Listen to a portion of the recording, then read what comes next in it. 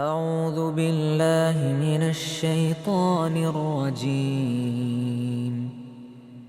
بسم الله الرحمن الرحيم. الحمد لله الذي أنزل على عبده الكتاب ولم يجعل له عوجا قيما لينذر بأسا شديدا من لدنه ويبشر المؤمنين الذين يعملون الصالحات أن لهم أجرا حسنا ماكثين فيه أبدا وينذر الذين قالوا اتخذ الله ولدا ما لهم به من علم ولا لآبائهم كبرت كلمة تخرج من أفواههم إن يقولون إلا كذبا فلعلك باخع نفسك على آثارهم إن لم يؤمنوا بهذا الحديث أسفا إنا جعلنا ما على الأرض زينة لها لنبلوهم أيهم أحسن عملا وإنا لجاعلون ما عليها صعيدا جرزا أم حسبت أن أصحاب الكهف والرقيم كانوا من آياتنا عجبا إذ أوى الفتية إلى الكهف فقالوا ربنا آتنا من لدنك رحمة وهيئ لنا من أمرنا رشدا فضربنا على آذانهم في الكهف سنين عددا ثم بعثناهم لنعلم أي الحزبين أحصى لما لبثوا أمدا نحن نقص عليك نبأهم بالحق إنهم فتية آمنوا بربهم وزدناهم هدى اللهم صل وسلم على رسولك سيدنا محمد وعلى آل سيدنا مولانا وشفيعنا محمد أوصل اللهم ما قرأناه قراءتنا وبركة دعائنا وصلواتنا وسلامنا إلى حضرة حبيبنا المصطفى محمد صلى الله عليه وسلم وإلى حضرات أرواح إخوانه من الأنبياء والمرسلين وإلى حضرات أرواح أزواجه الطاهرات أمهات المؤمنين وإلى حضرات أرواح أهل الخير كلهم أجمعين بارك لنا فيما أعطيتنا فيما بقيتنا في معاملات أمورنا اللهم بارك لنا في حركاتنا وسكناتنا اللهم بارك لنا في أمرنا هذا وفي سائر أمورنا الدينية والدنيوية بركة تامة كما باركت على عبادك الصالحين بجاه سيد المصطفى محمد صلى الله عليه وسلم اللهم ارزقنا حجا مبرورا وعمرة مقبولة وزيارة مرضية في طاعتك ومرضاتك كرات بعد مرات قبل أن تميتنا يا أرحم الراحمين اللهم ارزقنا في الدنيا زيارة حبيبنا المصطفى محمد صلى الله عليه وسلم اللهم ارزقنا المحبة والتوفيق والإخلاص واليقين والكمال يا رب العالمين اللهم حبب إلينا الإيمان وزينه في قلوبنا وكره إلينا الكفر والفسوق والعصيان واجعلنا من الراشدين اللهم اجعلنا هادين مهتدين غير ضالين ولا مضلين ربنا طول أعمارنا في طاعتك ومرضاتك ومحبتك ورضاك يا ذا الجلال والإكرام بحولك وقوتك وقدرتك وجلالك وجمالك يا الله يا رحمن يا رحيم يا رزاق يا الله ربنا آت أنفسنا تقواها وزكها أنت خير من زكاها أنت وليها مولاها يا أرحم الراحمين ربنا هب لنا من أزواجنا وذرياتنا قرة أعين واجعلنا للمتقين إماما ربنا آتنا في الدنيا حسنة وفي الآخرة حسنة وقنا عذاب النار وقنا عذاب السكرات وقنا عذاب القبر وقنا عذاب الحشر وقنا عذاب النار ربنا تقبل دعاءنا إنك أنت السميع العليم وتب علينا يا مولانا إنك أنت التواب الرحيم. ബിസ്മില്ലാഹിർ റഹ്മാനിർ റഹീം അൽഹംദുലില്ലാഹി റബ്ബിൽ ആലമീൻ വസ്സലാത്തു വസ്സലാമു അലാ അഷ്റഫിൽ അംബിയാഇ വൽ മുർസലീൻ വഅലാ ആലിഹി വസ്സഹ്ബിഹി അജ്മഈൻ. പരമകാരുണികനും കരുണാവാരിധിയുമായ അള്ളാഹുവിൻ്റെ മഹത്തായ അനുഗ്രഹത്താൽ ഈ വർഷത്തെ ഹജ്ജ് ഉദ്ദേശിച്ച് അതിൻ്റെ ആത്മീയമായ ചൈതന്യം ഉൾക്കൊണ്ടുകൊണ്ട് കൃത്യമായ രീതിയിൽ അതിൻ്റെ പഠനങ്ങൾ നടത്തി ഹജ്ജിന് പോവാൻ പണമടച്ച് വിസ അടിച്ച് യാത്രക്ക് തയ്യാറായി നിൽക്കുന്നവരാണ് നമ്മൾ. അൽഹംദുലില്ലാഹ് മുൻ വർഷങ്ങളെ അപേക്ഷിച്ച് നോക്കുകയാണെങ്കിൽ കഴിഞ്ഞ റമദാൻ 10 എല്ലാവരും വിസ നമ്മൾ അടിച്ചിട്ടുണ്ട്. എല്ലാവരും വിസ സൗദി ഗവൺമെൻറ്റും നേരത്തെ തന്നെയാണ് ഏകദേശം കാര്യങ്ങൾ പൂർത്തിയാക്കിയിട്ടുള്ളത്. ഇനി എയർപോർട്ടിൽ പോവുക, ഫ്ലൈറ്റ് കയറി പോവുക എന്നുള്ള ഒരു സംഗതി മാത്രമേ നമ്മളെ മുമ്പിലുള്ളൂ. കഴിഞ്ഞ വർഷം ഉണ്ടായിരുന്ന ടെൻഷൻ്റെ പകുതി പോലും ഈ വർഷം വിസൻ്റെ കാര്യത്തിൽ എന്തില്ല നമുക്ക് ഉണ്ടായിട്ടില്ല. പക്ഷെ എന്നാലും അതിനേക്കാൾ വലിയ ഒരുപാട് പ്രതിസന്ധികൾ എന്തുണ്ട് നമ്മുടെ മുമ്പിൽ നിലനിൽക്കുന്നുണ്ട്. സാഹചര്യങ്ങൾ ഞാൻ പറയാതെ തന്നെ നിങ്ങൾക്ക് അറിയാം എന്നാണ് ഇൻഷാ അല്ലാഹ് ഞാൻ വിശ്വസിക്കുന്നത്. നമ്മുടെ ഗ്രൂപ്പിന് നേതൃത്വം കൊടുക്കുന്ന നമ്മുടെ ഉസ്താദുമാരാണ് സ്റ്റേജിലിരിക്കുന്നത്. മുഹമ്മദ് അലി കാസിമി ഉസ്താദുണ്ട്, നമ്മുടെ ഹുസൈൻ മുസ്ലിയരുണ്ട്, നാസർ ഉസ്താദുണ്ട്, റഹ്മാനി ഉസ്താദുണ്ട്, ഷെരീഫ് ഫൈസിൻ്റെ എല്ലാവരും ഉണ്ട്. 200ഓളം ആളുകളാണ് നമ്മളെ കോട്ടക്കൽ ഈ ഓഫീസ് മാത്രം ബേസ് ചെയ്തിട്ട് വ്യത്യസ്ത തീയതികളിലായിട്ട് നമ്മളെ ഇവിടുന്ന് യാത്ര ചെയ്യുന്നത്. ഓരോ 45 പേർക്കും പരിചയസമ്പന്നരായ ഒരു ഗ്രൂപ്പ് ലീഡർ നിങ്ങളുടെ കൂടെ നിങ്ങളെ ബസ്സിലുണ്ടായിരിക്കും. പിന്നെ ട്രാവൽസ് എന്നുള്ള നമ്മുടെ സ്റ്റാഫും ബന്ധപ്പെട്ട ആളുകളും എന്തുണ്ടാവും മക്കയിൽ നിങ്ങളെ സഹായിക്കാനും കൂടെ ഉണ്ടാവും. പിന്നെ നമ്മൾ കുറേ വർഷങ്ങളിൽ സർവീസ് ചെയ്തുകൊണ്ടിരിക്കുന്ന കുറേ ഗ്രൂപ്പുകളുണ്ടാവും. കണ്ണൂർ, കാസർഗോഡ്, എറണാകുളം ഭാഗത്തൊക്കെ ഉണ്ട്. അതിൻ്റെയൊക്കെ വിസ, സ്റ്റാമ്പിങ്, ടിക്കറ്റ്, മിന, താമസമൊക്കെ നമ്മളാണ് ചെയ്യുന്നതെങ്കിലും അവരെ നിങ്ങൾ ഇവിടുന്ന് കാണാറില്ല. മക്കയിൽ ചെല്ലുമ്പോഴായിരിക്കും അങ്ങോട്ടും ഇങ്ങോട്ടുള്ള കുറേ ആളുകളെ നിങ്ങൾ പരിചയപ്പെടുന്നതും കാണുന്നതും ഒക്കെ. ഏതായാലും വളരെ വലിയൊരു സന്തോഷത്തിൻ്റെ നിമിഷത്തിലാണ് നമ്മൾ നിൽക്കുന്നത്. വിസ അടിച്ചു എന്നുള്ള വലിയ സന്തോഷമുണ്ട്, പണമടച്ചു എന്നൊരു സന്തോഷം നമ്മുടെ മുമ്പിലുണ്ടെങ്കിൽ പോലും നിലവിലുള്ള സാഹചര്യം വളരെ മോശമാണ്. നിരന്തരമായ പ്രാർത്ഥന നമുക്ക് വേണം. ഓരോരോ ആളുകളും ഹജ്ജിൻ്റെ കാര്യത്തിൽ വളരെ ഗൗരവം ഉൾക്കൊണ്ടുകൊണ്ട് തന്നെ പ്രാർത്ഥിക്കണം. നിസ്സാരമായിട്ട് ആരും കാണരുത്. കഴിഞ്ഞ വർഷം ഹജ്ജിന് പരിപൂർണമായി പണമടച്ച് പോകാൻ കഴിയാത്ത കുറേ ആളുകൾ ഇവിടെ ഇരിക്കുന്നുണ്ട്, എൻ്റെ മുമ്പിൽ ഇരിക്കുന്നുണ്ട്. എനിക്കവരെ ശരിക്കും അറിയാം, അവരുടെ സങ്കടം നമുക്കറിയാം. രണ്ടാമതൊരു അവസരം വരും, കോട്ട വരും എന്ന് കരുതി കാത്തു നിന്നിട്ട് ഒരു കോട്ട പോലും സൗദി ഗവൺമെൻറ് രണ്ടാമത് ഡിക്ലെയർ ചെയ്തില്ല. ഈ വർഷം കോട്ടയും കാര്യങ്ങളും ഒക്കെ റെഡിയാണെങ്കിൽ പോലും എങ്ങനെ പോകും എന്നുള്ള ഒരു ആശങ്ക നമ്മളെ മുമ്പിൽ വളരെ വലിയൊരു ആശങ്കയാണ്. ഇന്നലെ രാത്രി നടന്നൊരു ചർച്ച എന്താണെന്ന് വെച്ച് കഴിഞ്ഞാൽ ഗവൺമെൻറ് ഓഫ് ഇന്ത്യ 1,25,000 ഹാജിമാരെ ഇവിടുന്ന് കൊണ്ടുപോകണം. അത് കൊട്ടേഷൻ എടുത്ത വിമാന കമ്പനികൾ, ഒന്ന് ആകാശ എയർ എന്ന് പറഞ്ഞ വിമാനമാണ്, നിങ്ങൾക്കറിയാമല്ലോ, ഒന്ന് സ്പേസ് ജെറ്റാണ്, ഒന്ന് എയർ ഇന്ത്യ എക്സ്പ്രസ് ആണ്. ഈ 3 വിമാന കമ്പനികളും ആ കൊട്ടേഷൻ ഇന്നലെ ഒഴിഞ്ഞു. അവർ ഗവൺമെൻറ് ഓഫ് ഇന്ത്യയോട് പറഞ്ഞു, ഞങ്ങൾക്ക് ഇപ്പോഴുള്ള താരിഫ് വെച്ചിട്ട് ഈ ഫ്ലൈറ്റിൽ ആളുകളെ കൊണ്ടുപോകാൻ സാധിക്കില്ല. കാരണം കോഴിക്കോട് എയർപോർട്ടിൽ നിന്ന് 2 വിമാന കമ്പനികൾ ഒരുമിച്ച് കൊട്ടേഷൻ കൊടുത്തപ്പോൾ $10 കൊട്ടേഷൻ മാറിപ്പോയത്. ടിക്കറ്റ് ഫെയർ 1,16,000 രൂപക്കാണ് കോഴിക്കോട് എയർപോർട്ടിൽ നിന്ന് ഫ്ലൈറ്റ് പോകുന്നത്. Kozhikode Jeddah, Kozhikode 1,16 Saudi Arabian എയർലൈൻസും ആകാശ എയറും തമ്മിലുള്ള കൊട്ടേഷനിൽ $10 ആ കൊട്ടേഷൻ ആർക്ക് കിട്ടി? ആകാശ എയറിന് കിട്ടി. സൗദിനെക്കാട്ടി $10 കൊട്ടേഷൻ കുറച്ചിട്ടാണ് സൗദി ആകാശ എയർ കൊടുത്തത്. അത് കിട്ടി. പക്ഷെ ഇപ്പോൾ അവർ പറയുന്നു ഞങ്ങൾക്ക് ഈ ഫ്യൂവൽ മാർക്കറ്റിൽ കിട്ടാനില്ലാത്ത പ്രശ്നം, ഹോർമൂസ് എന്ന് പറയുന്ന സംഗതി പരിപൂർണമായി അടച്ചു, ആവശ്യമായ ഇന്ധനം കിട്ടാത്തത് കൊണ്ട് ഈ റേറ്റിന് കൊണ്ടുപോകാൻ കഴിയില്ല. സൗദി എയർലൈൻസ് പറയുന്നു ഞങ്ങൾ എല്ലാവരെയും സൗദിയിൽ എത്തിക്കാൻ തയ്യാറാണ്, എല്ലാ ഹാജിമാരെയും സൗദിയിൽ എത്തിക്കും, ഞങ്ങൾക്കൊരു പ്രശ്നമില്ല.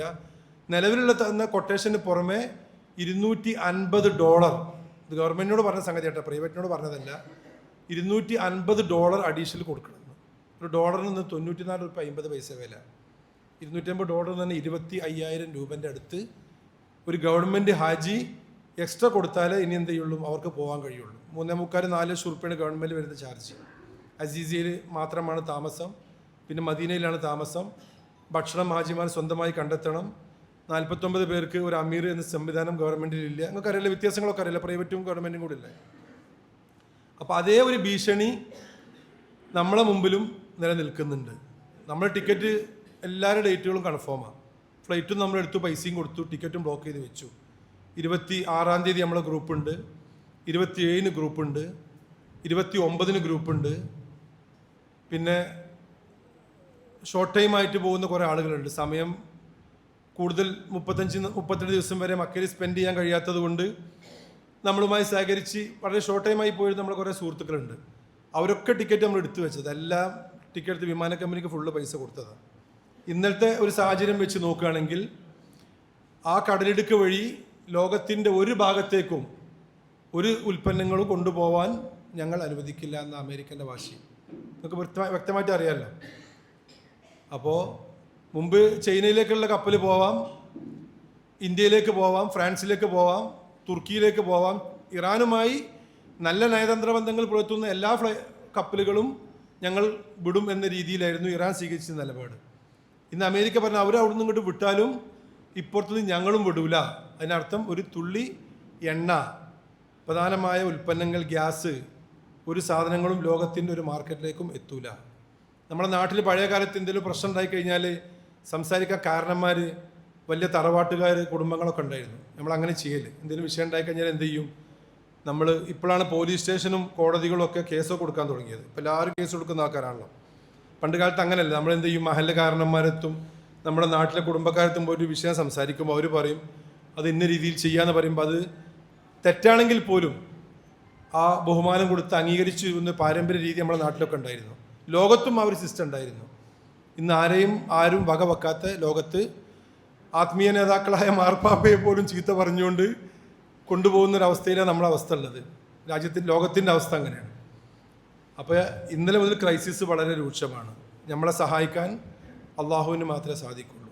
സാങ്കേതികമായിട്ട് പ്രൈവറ്റ് ഗ്രൂപ്പിന് എല്ലാവരും വിസ അടിച്ച് കിട്ടിയിട്ടുണ്ട്. കേരളത്തിലുള്ള എല്ലാ 8000-ഓളം ആളുകളാണ് കേരളത്തിൽ നിന്ന് പ്രൈവറ്റിൽ യാത്ര ചെയ്യേണ്ടത്.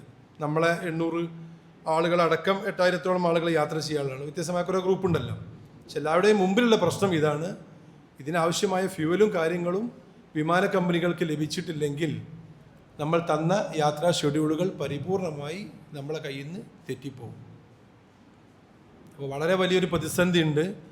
നമുക്ക് ഓരോ പള്ളിയിലും നമ്മൾ കുനൂത്തായിട്ട് ചെല്ലാറുണ്ട്. നമസ്കാരത്തിൻ്റെ അവസാനത്തെ ഇതിൽ പല പള്ളികളിലുമുണ്ട്.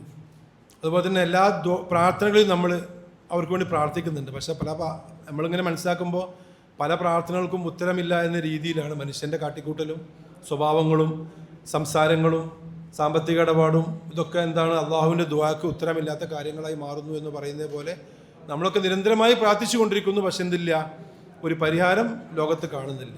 അപ്പോൾ ആശങ്കകൾ വളരെ വലുത് നമ്മുടെ മുമ്പിൽ നിൽക്കുകയാണ്.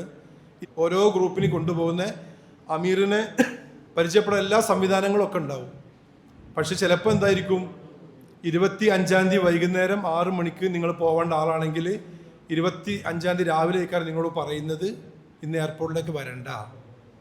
പിന്നെ എപ്പോൾ വരണം എന്നുള്ളത് നമുക്കും അറിയില്ല, അങ്ങൾക്കും അറിയില്ല. അപ്പം എന്ത് ചെയ്യണം? കുറച്ചൊന്ന് സഹിക്കാൻ നിങ്ങൾ തയ്യാറാവണം. കാരണം എപ്പോൾ പോകുമെന്ന് ചോദിച്ചാൽ നമുക്കും പറയാൻ കഴിയൂല. കാരണം കുറച്ച് ദിവസം മുമ്പ് നമ്മൾ ഈ പ്രശ്നം അനുഭവിച്ചതാണ്. കഴിഞ്ഞ മാർച്ചിൽ റമദാൻ കഴിഞ്ഞ് 22, 23 മുതൽ തുടർച്ചയായിട്ട് നമുക്ക് ഉംറ ഗ്രൂപ്പുകൾ ഉണ്ടായിരുന്നു. 22-ാം തീയതി മുതൽ ഏപ്രിൽ 2 വരെ നമുക്ക് ഉംറ ഗ്രൂപ്പ് ഉണ്ടായിരുന്നു. ആ ഗ്രൂപ്പിൽ പല ഫ്ലൈറ്റുകളും ഈ പറയുന്ന ഒരു ബുദ്ധിമുട്ട് കാരണം വളരെ വൈകിട്ടും മണിക്കൂറുകൾ ഡിലേ ആയിട്ടുമാണ് പോയത്. കാരണം ഒരു വിമാനം കോഴിക്കോട് എയർപോർട്ടിൽ നിന്ന് ജിദ്ദയാണ് ഇപ്പോൾ നമ്മൾ ഏറ്റവും കൂടുതൽ ഉപയോഗിക്കുന്ന സെക്ടർ. ഈ സെക്ടറിൽ പുറപ്പെടുന്നതിന് മുമ്പ് തന്നെ പാലോഡ് റെസ്ട്രിക്ഷൻ എന്ന സംഗതി ഉണ്ട്. ശരിക്കും നിങ്ങൾ പഠിക്കേണ്ട സംഗതിയാണ്. അടിയന്തരമായിട്ട് എന്തെങ്കിലും ഒരു ബുദ്ധിമുട്ട് വന്നു കഴിഞ്ഞാൽ ഏറ്റവും നിയറസ്റ്റ് എയർപോർട്ടിൽ ആ ഫ്ലൈറ്റ് ലാൻഡ് ചെയ്യാനുള്ള ഒരു എയർപോർട്ട് കൂടെ ഇവിടുന്ന് ഫ്ലൈറ്റ് പോകണ മുമ്പ് തന്നെ കൊടുക്കും. ഇപ്പം അങ്ങനെ കൊടുക്കുന്നില്ല. യുദ്ധമില്ലാത്ത സമയത്ത് അങ്ങനെ കൊടുക്കൂല. ഇപ്പോൾ സൗദി ബോർഡറിൽ, ഇപ്പോൾ നമ്മൾ ഒമാൻ്റെ ബോർഡർ കഴിഞ്ഞ് നേരെ സൗദിയിലേക്ക് കടന്ന് സൗദി ഇങ്ങനെ ചെങ്കടൽ വഴി നേരെ പോകുന്ന സമയത്ത് സ്വാഭാവികമായിട്ടും പെട്ടെന്ന് പറയുകയാണ് ഈ ഫ്ലൈറ്റ് ഇന്ന സ്ഥലത്തേക്ക് അടിയന്തരമായി ലാൻഡ് ചെയ്യണം, അവിടേക്ക് വിമാനം പറക്കാൻ പാടില്ല എന്ന് പറഞ്ഞാൽ ആ ഫ്ലൈറ്റ് പോകേണ്ട എയർപോർട്ട് ഇപ്പോൾ മദീന എയർപോർട്ടാണ് എല്ലാവരും കൊടുത്തുകൊണ്ടിരിക്കുന്നത്. തിരിച്ചു വരുമ്പോൾ അഹമ്മദാബാദ് എയർപോർട്ടാണ് കൊടുത്തുകൊണ്ടിരിക്കുന്നത്. അതിനെക്കുറിച്ച് കൂടുതൽ നിങ്ങൾക്ക് ഗൂഗിളൊക്കെ സെർച്ച് ചെയ്താൽ കിട്ടും. അപ്പോൾ ഈ മദീന എയർപോർട്ടിലേക്ക് ഫ്ലൈറ്റ് അടിയന്തരമായിട്ട് പറക്കണമെങ്കിൽ 180 സീറ്റാണ് ഇവിടുന്ന് പോകുന്ന എല്ലാ ഫ്ലൈറ്റിലും ഇപ്പോൾ സീറ്റിംഗ് കപ്പാസിറ്റി ഉള്ളത്. 182 സീറ്റ് ഉണ്ട്. എയർ അറേബ്യ പോലത്തെ ഫ്ലൈറ്റാണെങ്കിൽ 162 സീറ്റ് ഉണ്ട്. അത് സീറ്റ് സ്പേസ് കുറച്ച് കൂടുതലാണ്. IndiGo, air India express, Akash air പോലത്തെ ഫ്ലൈറ്റിൽ 180 പാസഞ്ചറാണ് അവർ ബോർഡ് ചെയ്യുന്നത്. ഈ 180 പാസഞ്ചറേയും അവരുടെ 30 കിലോ ലഗേജും വെച്ചിട്ട് ഈ ഫ്ലൈറ്റിൽ ബോർഡ് ചെയ്യാൻ കഴിയില്ല. ഈ പാരോഡ് റെസ്ട്രിക്ഷൻ നിലനിൽക്കുന്നിടത്തോളം കാലം 125 130 പാസഞ്ചർക്ക് എന്ത് ചെയ്യാൻ പറ്റുള്ളൂ, അതിൽ കയറാൻ കഴിയുള്ളൂ. കാരണം ലഗേജിൻ്റെ വെയിറ്റും പാസഞ്ചർ വെയിറ്റും കുറച്ചാൽ മാത്രമാണ് ഈ വിമാനം അഡീഷണൽ ആയിട്ട് 45 മിനിറ്റ് മറ്റൊരു എയർപോർട്ടിലേക്ക് ഓടാനുള്ള ഫ്യൂവൽ അതിനകത്ത് ഉണ്ടാവുള്ളൂ. ഫുള്ളായിട്ട് ഫ്യൂവൽ ഫില്ല് ചെയ്ത് പോവുകയാണെങ്കിൽ ജിദ്ദ എയർപോർട്ടിൽ ഇറങ്ങിയ സമയത്ത് ഒരു 20 മിനിറ്റോ 15 മിനിറ്റോ ഉള്ള ഇറങ്ങിക്കഴിഞ്ഞതിന് ശേഷമുള്ള ഒരു ഫ്യൂവൽ അതിൽ ഉണ്ടാവുള്ളൂ. ബാക്കി എയർപോർട്ടിൽ ഫില്ല് ചെയ്തിട്ട് തിരിച്ചു പോലെ. ഈ യുദ്ധവുമായി ബന്ധപ്പെട്ട് ഈ പാരോഡ് റെസ്ട്രിക്ഷൻ നിലനിൽക്കുന്നിടത്തോളം സമയം ഏറ്റവും നിയറസ്റ്റ് എയർപോർട്ട്, ഉദാഹരണമായി സൗദി അറേബ്യ ബോർഡർ കണ്ട് അടച്ചു എന്ന് കൂട്ടുക. പെട്ടെന്നൊരു സൗദി പറയും ഞങ്ങളെ മേഖല അടച്ചു, UAE അടച്ചു, ഇന്ന രാജ്യം അടച്ചു എന്നൊക്കെ പറയുമ്പോൾ പിന്നെ അതിൽ പിന്നെ പാസഞ്ചർ വിമാനമൊന്നും പറക്കാൻ പാടില്ല. അത് ഏറ്റവും നിയറസ്റ്റ് എയർപോർട്ടിലേക്ക് എന്തിനാണ് ലാൻഡ് ചെയ്യണം. ഇപ്പോൾ പോകുന്ന മുഴുവൻ ഫ്ലൈറ്റുകളിലും നമ്മൾ 40-50 സീറ്റ് കാലിയാക്കിയിട്ടാണ് പോണത്. നിങ്ങൾ പറയും ഒറ്റ ടിക്കറ്റ് കിട്ടാനില്ല എന്നില്ല വിമാനത്തിൽ. അവിടെ നിന്ന് ഇങ്ങോട്ട് 50,000 റുപ്യ. ദുബായിൽ നിന്ന് ഇപ്പോൾ കോഴിക്കോട്ടേക്ക് വാങ്ങുന്ന ചാർജ് കയറുന്നത് 40,000 റുപ്യാണ്. ദുബായ് ടു കോഴിക്കോട് 40,000 റുപ്യ. അതും വരുന്ന മുഴുവൻ ഫ്ലൈറ്റുകളും 4 ഡിജിറ്റ് ഫ്ലൈറ്റുകളാണ്. മുമ്പൊക്കെ നമ്മൾ പോകുന്ന ഫ്ലൈറ്റൊക്കെ 3 അക്കമുള്ളായിരുന്നു. എയർ ഇന്ത്യ 367, IX 313 ഒക്കെ. ഇപ്പോൾ വരുന്ന ഫ്ലൈറ്റുകളൊക്കെ 4 അക്ക. കാരണം ഒക്കെ ചാർട്ടർ ഫ്ലൈറ്റുകളായിട്ടാണ് വരുന്നത്. റിയാദിൽ നിന്നും കോഴിക്കോട്ടേക്ക് വരുന്നൊരു ഫ്ലൈറ്റിന് ഇന്നലെ ഒരു സൗദി അറേബ്യൻ എയർലൈൻസിൻ്റെ ഫ്ലൈറ്റ് നമ്മൾ 70,000 റുപ്യക്ക് ആൾക്കാർ ടിക്കറ്റ് എടുത്ത് കൊടുത്തത്. 70,000 രൂപ റിയാദ് കോഴിക്കോട്ടേക്ക്. അപ്പോൾ അത്രത്തോളം മോശമായൊരവസ്ഥയിലാണ് ഉള്ളത്. അപ്പോൾ നമ്മൾ ഫ്ലൈറ്റിൽ കയറി കഴിഞ്ഞാൽ ഫ്ലൈറ്റിൽ 10, 45, 30 സീറ്റൊക്കെ കാലി ഉണ്ടാവും. എന്താ കാരണം എന്ന് വെച്ചാൽ ഈ വിഷയവുമായി ബന്ധപ്പെട്ട് ഫ്ലൈറ്റ് കാലിയായിട്ട് പോകുന്ന സാഹചര്യമാണ്. അപ്പോൾ എന്തെങ്കിലും കാരണവശാൽ ഷെഡ്യൂളുകൾ മാറ്റം വന്നാൽ അടുത്ത ഷെഡ്യൂളുകൾ കിട്ടുന്നത് വരെ എന്ത് ചെയ്യണം, നിങ്ങൾ നിർബന്ധമായിട്ടും വെയിറ്റ് ചെയ്യണം. ഓഫീസിലേക്ക് വിളിച്ച് സ്റ്റാഫിനെയോ മറ്റുള്ളവരെയോ അല്ലെങ്കിൽ യാത്ര അയക്കാൻ വന്ന മകനക്ക് നാളെ ഗൾഫ് പോകാനുള്ളതാണ്, ഇൻ്റെ ഡേറ്റ് കിട്ടിയാലേ പോകാൻ പറ്റുള്ളൂ, അതുകൊണ്ട് നിങ്ങളിപ്പോൾ പറഞ്ഞതെന്ന് പറഞ്ഞിട്ട് നമ്മളെ നേരൊക്കെ ആരും വരുന്ന സാഹചര്യം ഉണ്ടാകാൻ പാടില്ല. ഒന്ന് ക്ഷമയോടുകൂടി നിൽക്കുക. യാത്ര അയക്കാൻ വന്ന മകൻ തൽക്കാലം എന്ത് ചെയ്യട്ടെ, അവൻ്റെ പണിക്കോ പോയിക്കോട്ടെ, അവനെ ബുദ്ധിമുട്ടാക്കണ്ട. നിങ്ങളെപ്പോൾ പോകുന്നുള്ളത് എന്ത് ചെയ്യാൻ പറ്റുള്ളൂ, ആ വിമാന കമ്പനി അടുത്ത ഷെഡ്യൂൾ തന്നാലേ തെറ്റുള്ളൂ. ഇത് സൗദി അറേബ്യനെ സംബന്ധിച്ചിടത്തോളം നമുക്ക് DGC എന്ന ഡിപ്പാർട്ട്മെൻ്റ് ഉണ്ട്. നമ്മളെല്ലാ വ്യോമയാന ഗതാഗതം നിയന്ത്രിക്കുന്ന DGC ആണ്.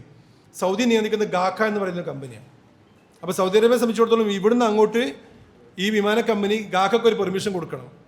പെർമിഷൻ കൊടുത്തു കഴിഞ്ഞാൽ അവരെന്ത് ചെയ്യണം, പെർമിഷൻ പാസ്സാക്കി തിരിച്ചിങ്ങോട്ട് വരണം. ഇത്ര സമയത്ത്, ഉദാഹരണത്തിന് 2:35 മുതൽ രാത്രി 8:35 വരെ ഈ 5.25 മണിക്കൂർ എന്ത് ചെയ്യുക, ജിദ്ദയിൽ നിങ്ങൾക്ക് ഫ്ലൈറ്റിന് പറക്കാൻ അനുമതി ഉണ്ടെന്ന്.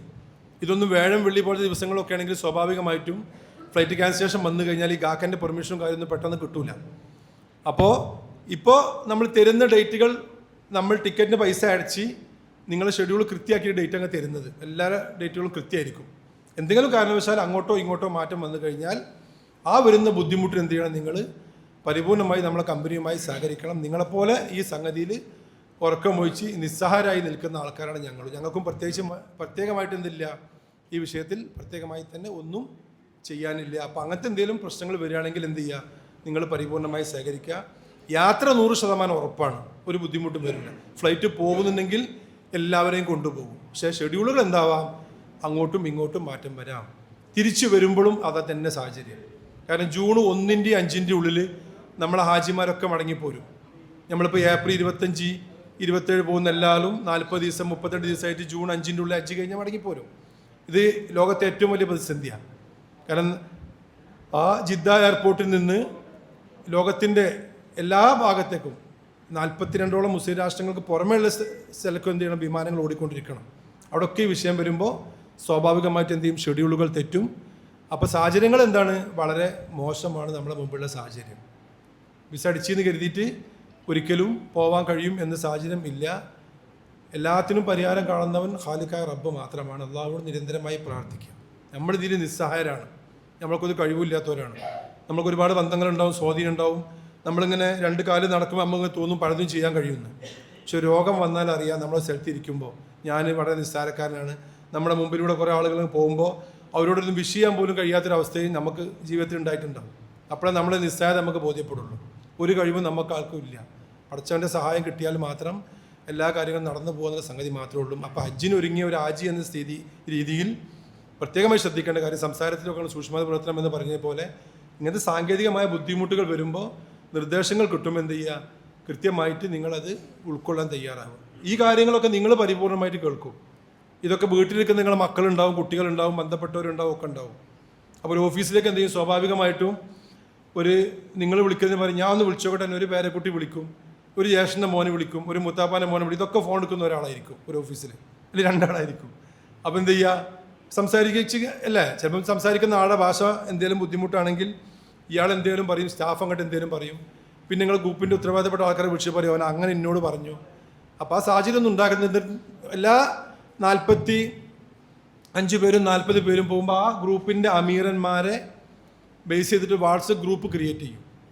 ആ വാട്സപ്പ് ഗ്രൂപ്പ് ഇവിടുന്ന് ഫ്ലൈറ്റ് പുറപ്പെടുന്നത് വരെ അത് അഡ്മിൻ ഓൺലി ആയിരിക്കും. നിർദ്ദേശങ്ങൾ കൃത്യമായിട്ട് അതിലേക്ക് വന്നുകൊണ്ടിരിക്കും.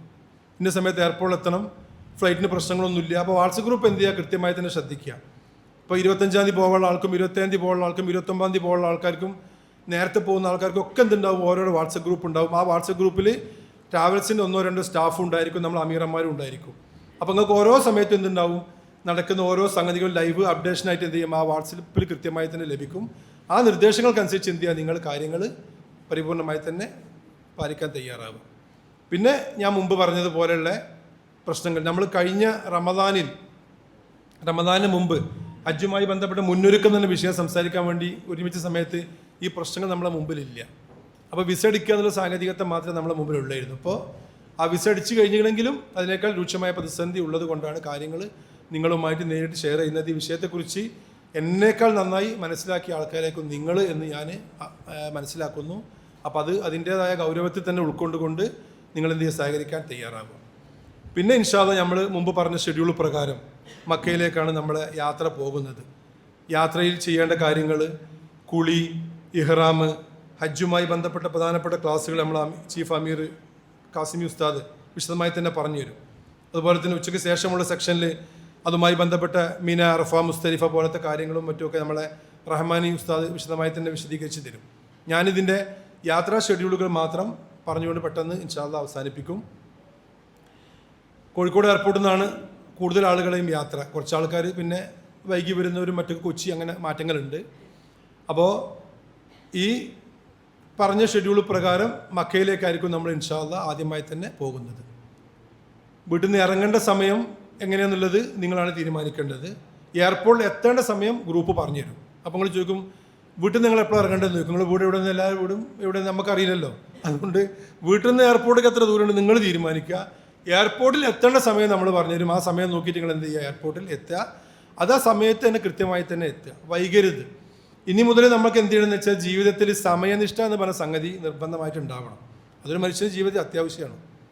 അത് ഒരു കാരണവശാലും എന്ത് ചെയ്യാൻ പാടില്ല. നമ്മളത് നമ്മുടെ നാട്ടിലൊക്കെ ഒരു സ്വഭാവമുണ്ട്, മരിച്ച മയ്യത്തെടുക്കൽ മാത്രം ഇപ്പോൾ അധിക സ്ഥലത്തും 9:45 അയക്കണം. നിക്കാഹുകൾ പറഞ്ഞ സമയത്ത് നടക്കൂല, അത് വൈകും.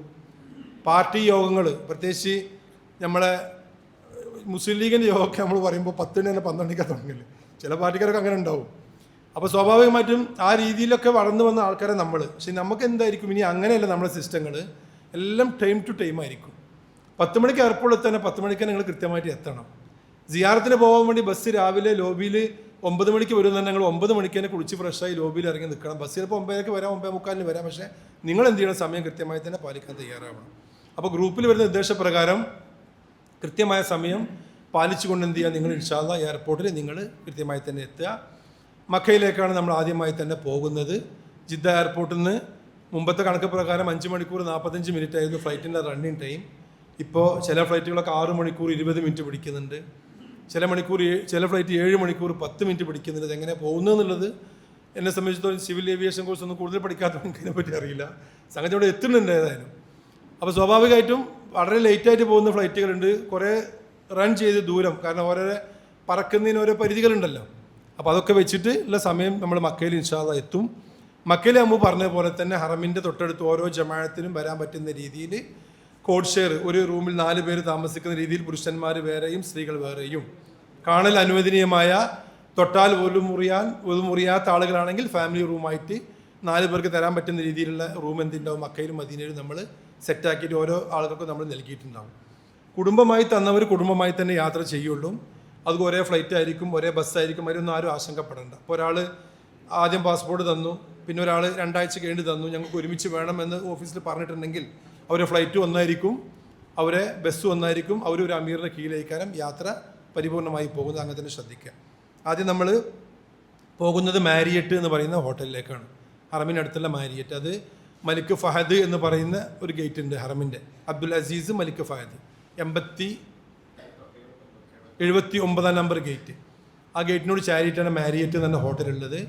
അത് ഹറമിൻ്റെ പഴയ ഒരു മക്ക ഹോട്ടലൊക്കെ നിന്ന ഭാഗം പരിപൂർണമായി തന്നെ പൊളിച്ചു മാറ്റി Hilton, Marriott, address, double tree, ലോകത്ത് യാത്ര ചെയ്യുന്ന ആൾക്കാർക്കൊക്കെ അറിയാൻ പറ്റും. വലിയ വലിയ ഗ്രൂപ്പിൻ്റെ ഹോട്ടലുകളാണ് അവിടെ. ഈ ബിൽഡിംഗ് മൊത്തത്തിൽ എന്ത് ചെയ്താണ്, ഒരു കോമ്പൗണ്ട് വാളിൽ 5ഓളം വലിയ ഹോട്ടലുകൾ സെറ്റാക്കിയതാണ്.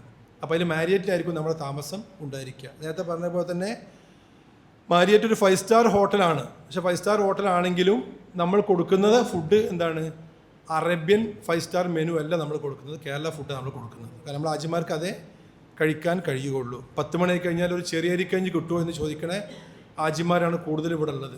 മോനെ ഒരു നാടൻ ചോറും മീൻ പൊരിച്ചതും കിട്ടുമോ എന്ന് ചോദിക്കുന്ന ആജിമാരാണ് കൂടുതലുള്ളത്.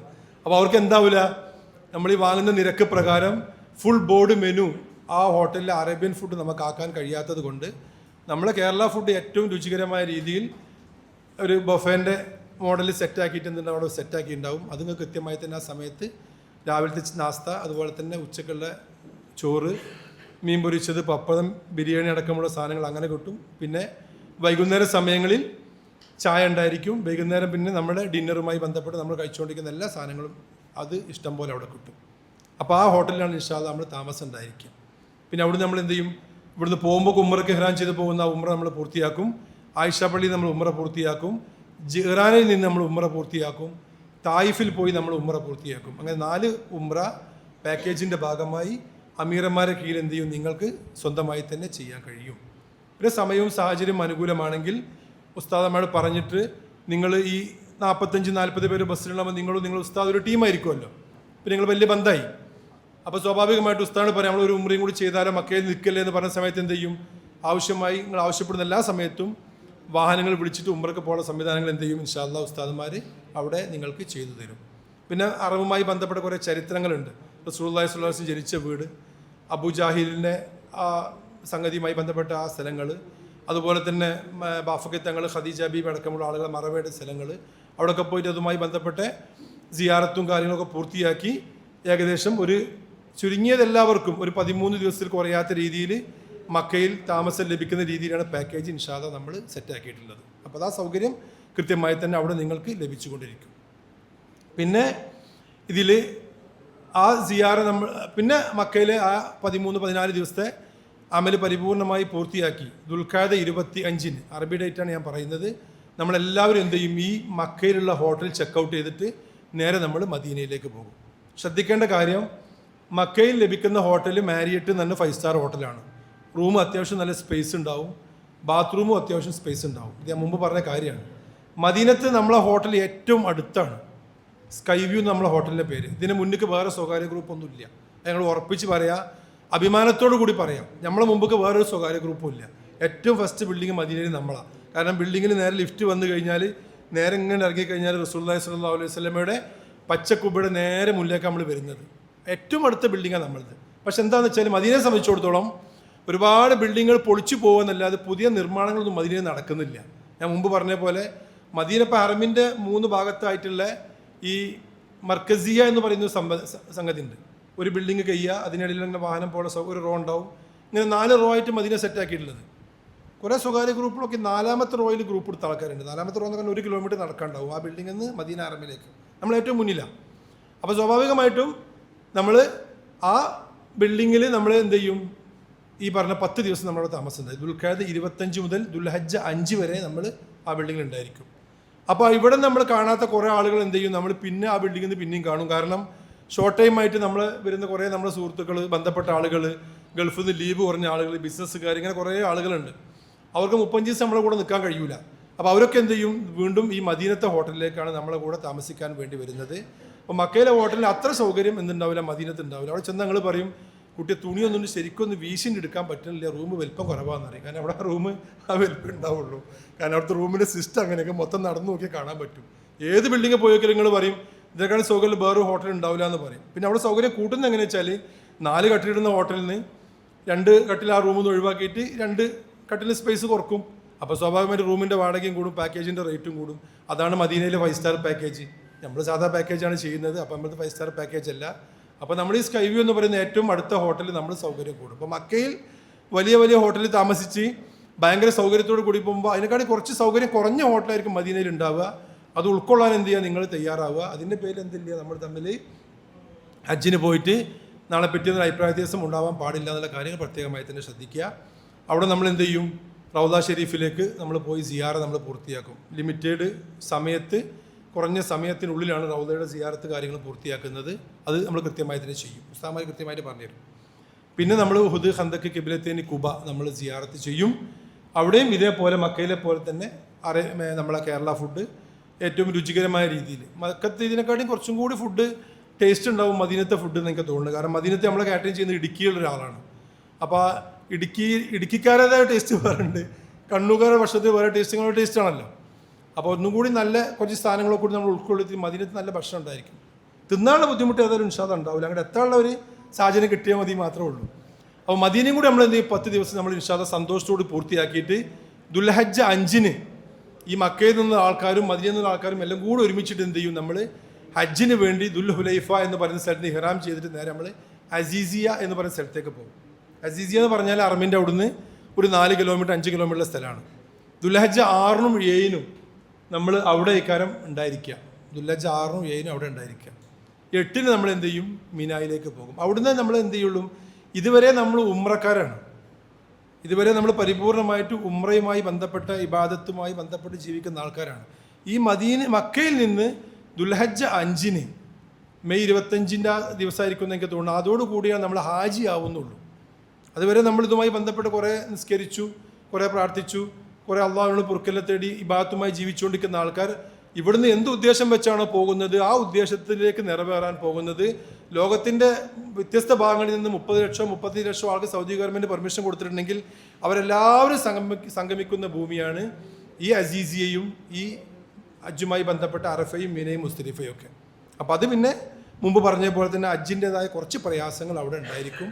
അതാണ് ഈ ഹജ്ജുമായി ബന്ധപ്പെട്ട വിഷയത്തിൽ കുറച്ച് ത്യാഗം നിങ്ങൾ സഹിക്കണം എന്ന് പറയുമ്പോൾ ആ ത്യാഗം വരുന്ന ഭൂമി ഇത് മാത്രമേ ഉള്ളൂ. കാരണം മക്കയിൽ ഒരു 15 ലക്ഷം ആൾക്കാർ നിൽക്കുന്നുണ്ടെങ്കിൽ ഒരു 10 ലക്ഷം ആൾക്കാരെ മദീനത്താക്കിയിട്ടാണ് സൗദി ഗവൺമെൻറ് വിസ കൊടുക്കുന്നത്.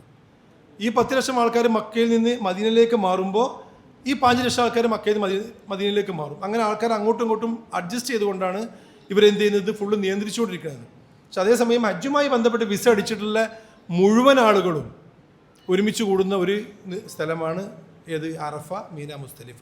അവിടെ എന്തുണ്ടാവും, മക്കയിലിപ്പോൾ റൂമിൽ നമ്മൾ 4 പേര് താമസിച്ചു, മദീനയിലും ഏകദേശം റൂമിൽ 4 പേര് 5 പേര് താമസിച്ചു. പക്ഷെ അസീസിയയിൽ മിനായിൽ വരുന്ന സമയത്ത് നമുക്ക് ഏകദേശം എന്തുണ്ടാവും, ഒരു കെടുക്കാനുള്ള സ്പേസ് മാത്രമേ മിനയിൽ നമുക്ക് കിട്ടുള്ളൂ.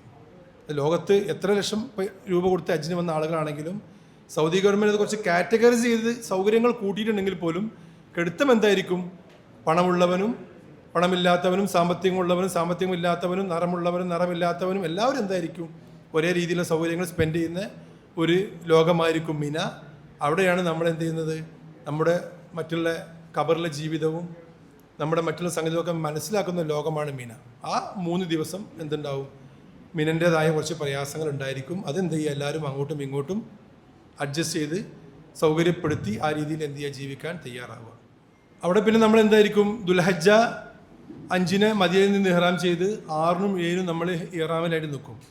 ചില ആളുകൾക്ക് വേണമെങ്കിൽ എന്ത് സംവിധാനം ചെയ്യാം, ദുൽഹജ്ജ മദീനയിലേക്ക് നേരിട്ട് വരുന്ന ആളുകൾക്ക് ഹജ്ജിന് ഇഹ്റാം ചെയ്യാതെ നിങ്ങൾ ഏത് അമീറിൻ്റെ കൂടെയാണോ യാത്ര ചെയ്യുന്നത്, യാത്ര ചെയ്യുന്ന അമീറുമായി സംസാരിച്ചിട്ട് നിങ്ങൾക്ക് വേണമെങ്കിൽ എന്ത് ചെയ്യുക, മദീനയിൽ നിന്ന് ഉംറയ്ക്ക് ഇഹ്റാം ചെയ്യാം. ഉംറയ്ക്ക് ഇഹ്റാം ചെയ്തിട്ട് മക്കയിൽ വന്ന് നിങ്ങൾക്ക് എന്ത് ചെയ്യുക, ഉംറ പൂർത്തിയാക്കി അവിടുന്ന് മിനായിലേക്ക് പോകുന്നതിന് തലേ ദിവസം എന്ത് ചെയ്യുക, നിങ്ങൾക്ക് ഹജ്ജിൻ്റെ ഇഹ്റാമിലേക്ക് പ്രവേശിക്കാം. ബാക്കിയുള്ള എല്ലാവരും ഇഹ്റാമിലായിരിക്കും ഉണ്ടായിരിക്കുക. ഇഹ്റാമിൽ അറിയാമല്ലോ, പുരുഷന്മാർക്ക് ചുറ്റിത്തുന്നപ്പെട്ട വസ്ത്രങ്ങളൊന്നും അനുവദിക്കൂല.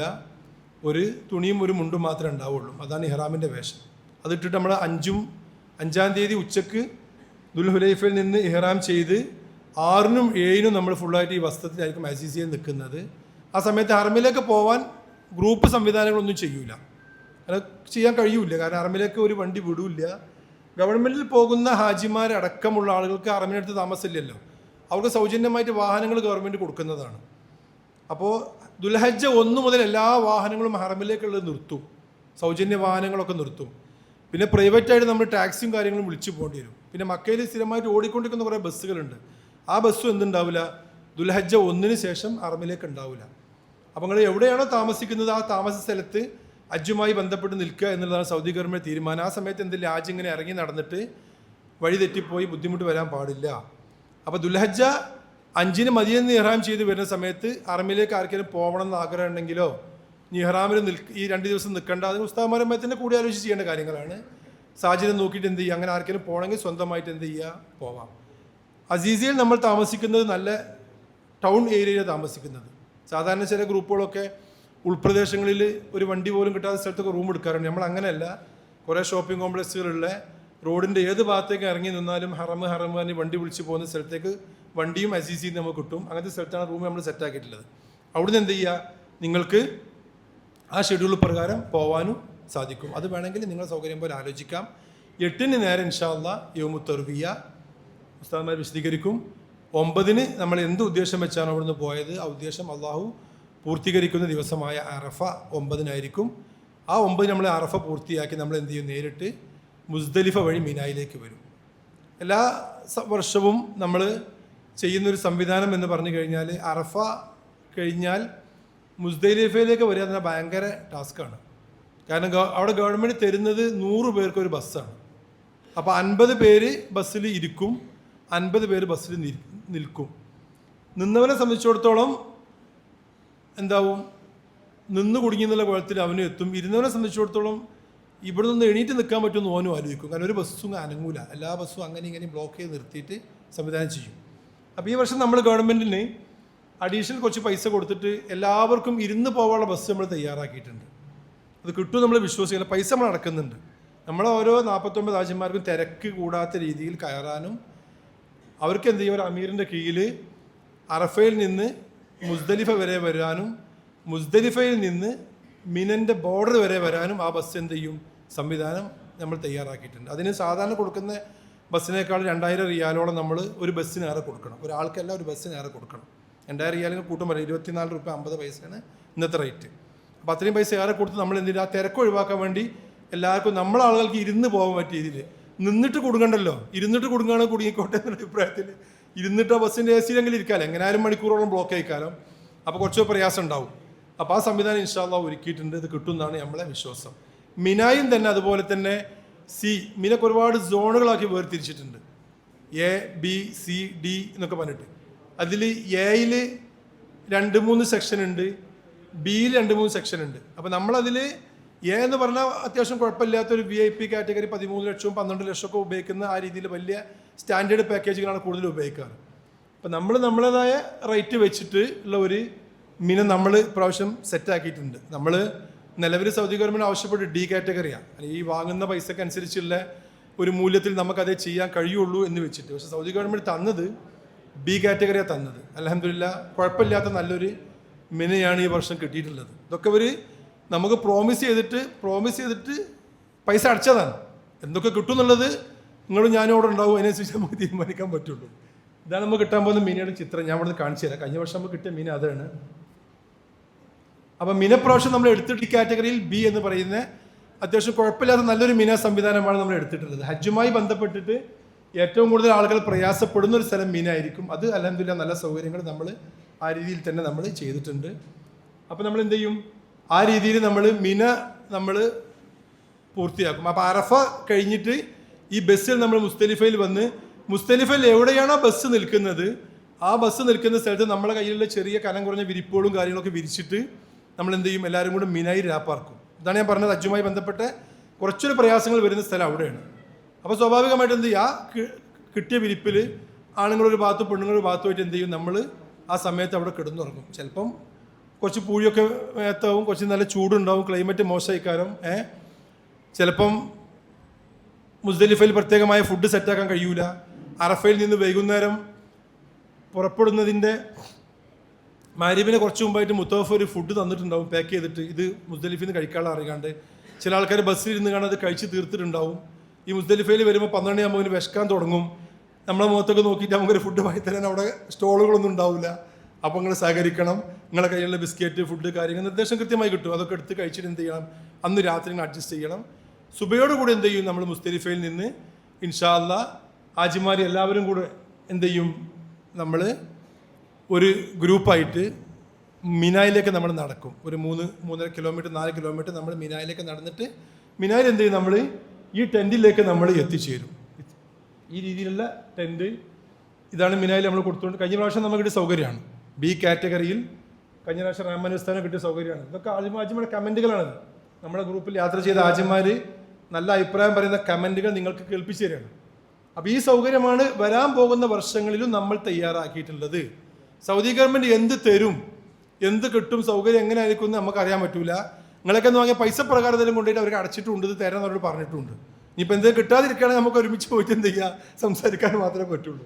അപ്പോൾ ഇതാണ് നമുക്ക് കിട്ടുന്ന സാഹചര്യം. അൽഹംദുലില്ലാഹ് കാർപ്പറ്റെല്ലാം വിരിച്ച് വല്ലാതെ തട്ടാതെ മുട്ടാത്ത രീതിയിലൊക്കെ വിശാലമായി കെടുക്കാനുള്ള സൗകര്യപ്രദമായൊരു മിന നമുക്കവിടെ സെറ്റാക്കിയിട്ടുണ്ട്. ഈ രീതിയിലായിരിക്കും മിനിൻ്റെ ടെൻറ്റ് ഉണ്ടായിരിക്കും. ഇത് ചെന്ന് കയറിയ പാടുള്ള നമ്മളെ ക്യാമ്പാണ്. ഇതിനകത്തേന് എന്ത് ചെയ്യും, അങ്ങോട്ടും ഇങ്ങോട്ടും പരസ്പരം നമ്മളിങ്ങനെ നീളത്തിൽ കെടുക്കുന്ന ഒരു സംവിധാനം, അതാണ് അതിൻ്റെ ഉള്ളിൽ ഉണ്ടായിരിക്കുക. അപ്പോൾ അതും കൂടി പൂർത്തിയാക്കി നമ്മൾ എന്ത് ചെയ്യും, ഇൻഷാ അല്ലാ 3 ദിവസം നമ്മൾ ഈ ടെൻറ്റിനകത്താണ് നമ്മൾ രാപ്പാർക്കുന്നത്. വലിയ ചാർജാണ് അതിന്.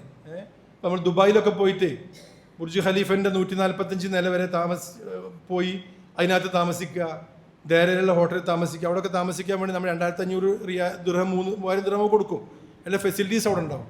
ഇവിടെയും ഏകദേശം ഈ മിനൻ്റെ ഉള്ളിൽ എടുക്കാനും നമ്മളേക്ക് ഒരു ദിവസത്തേക്ക് 2000 റിയാലിൽ കൂടുതൽ സൗദി ഗവൺമെൻറ് വാങ്ങുന്നുണ്ട്. അവിടെ നിലത്തൊക്കെ എടുക്കുന്നുള്ളൂ. അവിടെയൊക്കെ പോയി ഇതിനൊക്കെ വില ഇട്ടിട്ട് കൊടുക്കാൻ തുടങ്ങി. അപ്പോൾ ആ സൗകര്യം അവിടെയും ഏർപ്പെടുത്തിയിട്ടുണ്ട്. ഇൻഷാ അല്ലാ ആ മിനായിൽ 3 ദിവസം നമ്മളവിടെ താമസിച്ച് നേരെ നമ്മൾ എന്ത് ചെയ്യും, തിരിച്ച് നമ്മൾ ഈ അസീസിയയിലെ ഹോട്ടലിലേക്ക് തന്നെ വരും. ഇതാണ് നമ്മുടെ യാത്രയുടെ ഒരു ഷെഡ്യൂള്. അപ്പോൾ ഞാൻ കുറച്ചുകൂടി നിർദ്ദേശങ്ങൾ തരാണ്ട്. നമ്മളെ ഈ സെക്ഷന് ശേഷം വരുന്നൊരു സെക്ഷനാണ് ഹെൽത്ത് ഇൻഫർമേഷനുമായി ബന്ധപ്പെട്ട, ഹാജിമാരുടെ ആരോഗ്യവുമായി ബന്ധപ്പെട്ടൊരു കാര്യം. നമ്മുടെ അൽമാസ് ഹോസ്പിറ്റലിലൊക്കെ അറിയാമല്ലോ, ഇവിടെ ചങ്കുവെട്ടിയിലുള്ള കോട്ടക്കൽ. അപ്പോൾ അദ്ദേഹത്തിൻ്റെ MD ഉമ്മയുടെ കെബി ഡോക്ടർ കൂടെ എത്തിയിട്ടുണ്ട്. അദ്ദേഹത്തെ ഞാൻ കൊടുത്ത സമയം 10 മണിയായിരുന്നു. ഒരുപാട് തിരക്കിനിടയിൽ ഞാൻ വിളിച്ചപ്പോൾ വന്നതാണ്. ഞങ്ങൾ കുറേ വർഷങ്ങളായിട്ട് സഹാറ കുടുംബത്തോടൊപ്പം എല്ലാ രീതിയിലും സഹകരിക്കുന്ന ഒരു വ്യക്തിയാണ്. ഞങ്ങൾ മൂപ്പരുടെ ജീവിതം തന്നെ അങ്ങനെ തന്നെയാണ്. ഒരുപാട് കാര്യങ്ങൾ ഇത്തരം രീതിയിലുള്ള, കഴിഞ്ഞ വർഷം ഞാൻ ഹജ്ജ് ക്ലാസ്സുമായി ബന്ധപ്പെട്ട് സംസാരിച്ചപ്പോൾ എന്നോട് പറഞ്ഞു അവിടെയും ഇവിടെ ഒന്നും വെക്കേണ്ട ആവശ്യമില്ല, ഇവിടെ എൻ്റെ ഓഡിറ്റോറിയത്തിൽ സെറ്റ് ആയിക്കോളെന്ന് പറഞ്ഞു. കഴിഞ്ഞ വർഷം നമ്മൾ അൽമാസിൻ്റെ ഓഡിറ്റോറിയത്തിൽ ക്ലാസ് വെച്ചിരുന്നത്. അപ്പോൾ എന്നോട് പറഞ്ഞു, ഞാൻ പറഞ്ഞ് 140 ആക്കുള്ള സൗകര്യം പ്രാവശ്യവും എന്നോട് പറഞ്ഞതാണ്, റഷീദ് അവിടെ തന്നെ നടത്തിക്കോന്ന് പറഞ്ഞപ്പോൾ നമുക്ക് പറഞ്ഞ് അവിടെ 140 സീറ്റേ ഉള്ളത്, 200 പേരോളം നമ്മുടെ പ്രാവശ്യം വന്നിട്ടുണ്ടല്ലോ. അപ്പോൾ എന്നോട് പറഞ്ഞു, ഞാൻ കഴിഞ്ഞ പ്രാവശ്യം വെറുതെ ചോദിച്ചു എന്താ പിന്നെ വാടക വെച്ച്, പിന്നെ വാടക ഒന്നും വേണ്ട, എൻ്റെ രാജ്യന്മാരോട് എനിക്ക് വേണ്ടി ദുആ ചെയ്യാൻ വേണ്ടി പറഞ്ഞു. ഇപ്രാവശ്യവും എന്നോട് പറഞ്ഞ അങ്ങനെ തന്നെയാണ്, നിങ്ങളൊക്കെ അദ്ദേഹത്തിന് വേണ്ടി ദുആ ചെയ്യണം എന്നുള്ളൊരു വസിയത്ത് അദ്ദേഹം പ്രത്യേകമായി തന്നെ പറഞ്ഞിട്ടുണ്ട്. അപ്പോൾ ഇൻഷാ അല്ലാഹ് അടുത്ത സെക്ഷൻ കബീർ ഡോക്ടർ സെക്ഷനാണ്. അദ്ദേഹം നമ്മുടെ ഹജ്ജുമായി ബന്ധപ്പെട്ട് ശ്രദ്ധിക്കേണ്ട കുറേ ഹെൽത്ത് ഇൻഫർമേഷൻ നിങ്ങൾക്ക് തരും. സംശയങ്ങൾ ചോദിക്കാനുള്ള അവസരം ഉണ്ടാവും. അത് കഴിഞ്ഞിട്ട് ഇൻഷാ അല്ലാഹ് ബാക്കി കാര്യങ്ങൾ നമുക്ക് പൂർത്തിയാക്കാം. വളരെ ആദരപൂർവ്വം doctor Kabir Almas hospital MD അദ്ദേഹത്തെ ക്ഷണിക്കുന്നു. അസ്സലാമു അലൈക്കും. വളരെ ബഹുമാന്യരായിട്ടുള്ള പണ്ഡിതർ,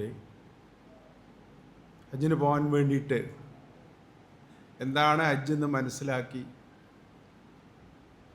നമ്മുടെ നിർബന്ധ കർമ്മങ്ങളിലൊന്നായ അതിന് തടിയാലും മുതലാലും വഴിയാലും പണ്ട് നമ്മൾ മദ്രസയിൽ നിന്ന് പഠിച്ചിട്ടില്ലേ, അതിനൊക്കെ ആരോഗ്യമുള്ള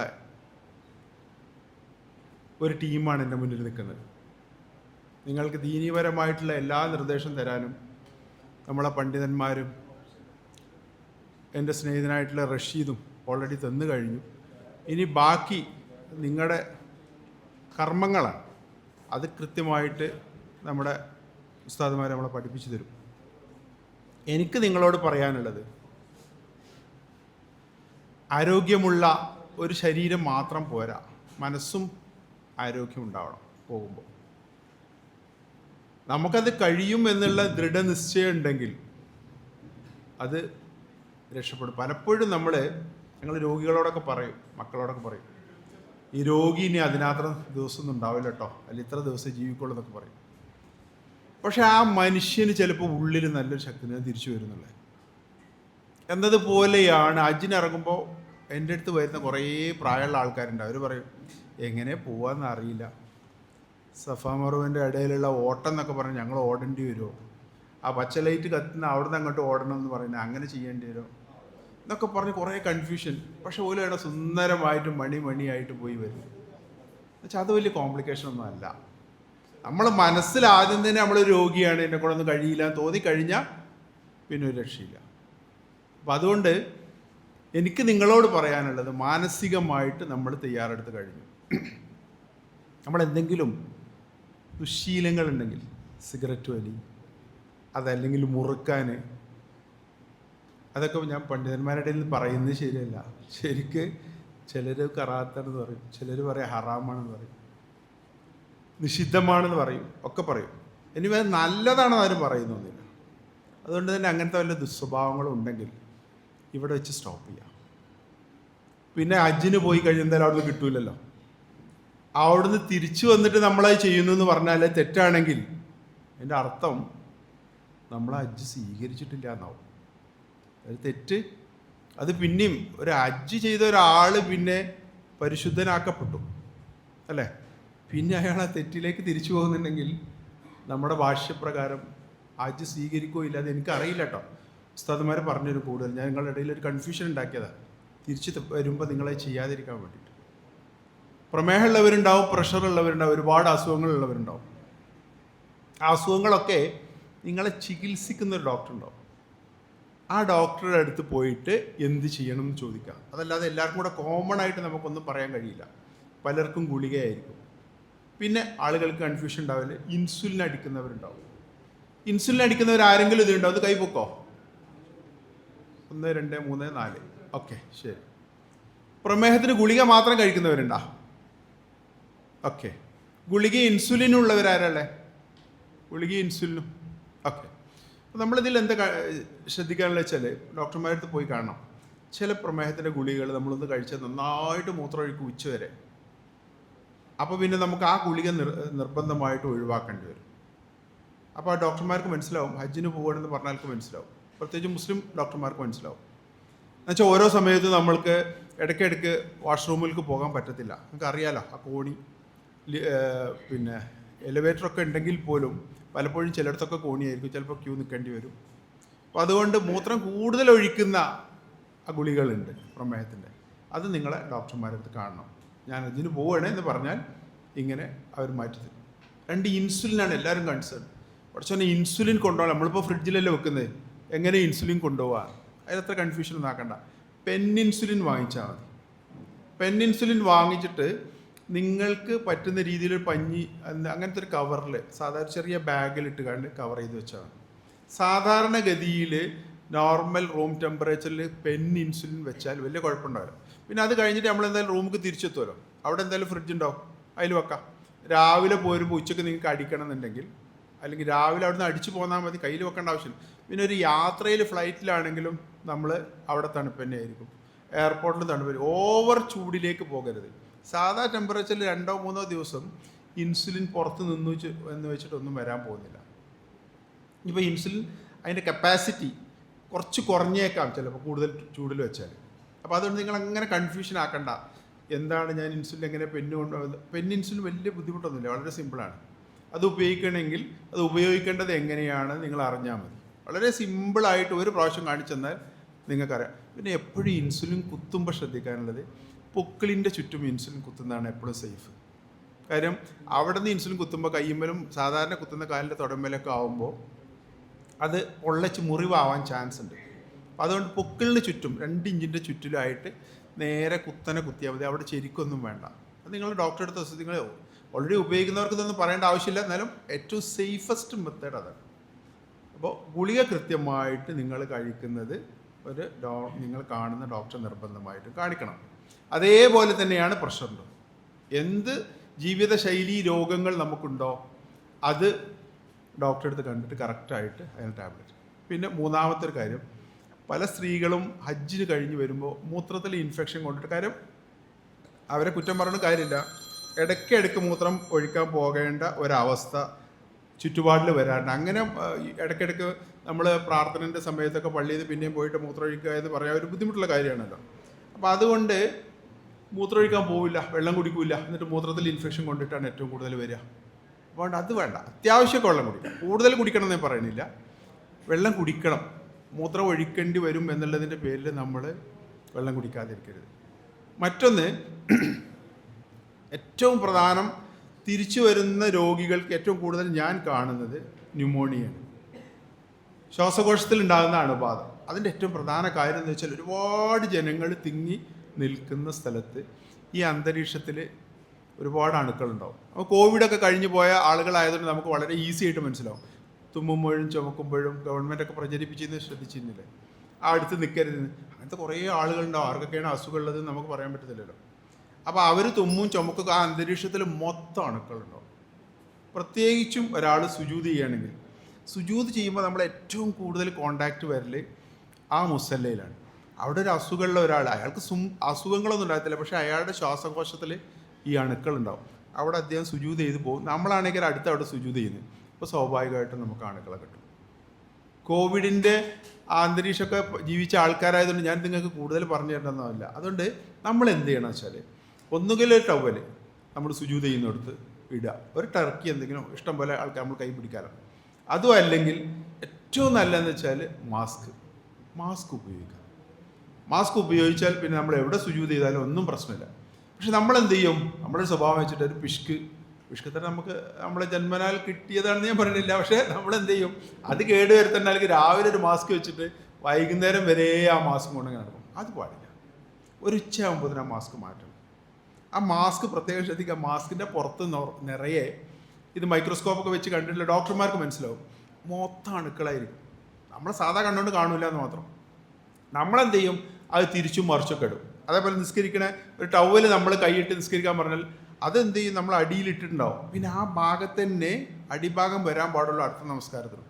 അവിടെ നമ്മളെ മുഖം നേരിട്ട് കോണ്ടാക്റ്റ് വരാൻ പാടില്ല. ഞാൻ ഇത് എന്തിനാ പറയണത് വെച്ചാൽ, ഏറ്റവും കൂടുതൽ രോഗികളെ കാണുന്നത് ഹജ്ജ് കഴിഞ്ഞ് വന്നാൽ അല്ലെങ്കിൽ ഉംറ കഴിഞ്ഞ് വന്നാലൊക്കെ കാണുന്നത് ഈ ന്യൂമോണിയയാണ്. അതിൻ്റെ പ്രധാന കാരണം ഇതാണ്. ആ മാസ്ക് ഉപയോഗിച്ചാൽ മതി, ഈ പ്രശ്നം തീർന്നു. അതിൽ നമ്മൾക്കൊരു മടി ഉണ്ടാവാൻ പാടില്ല.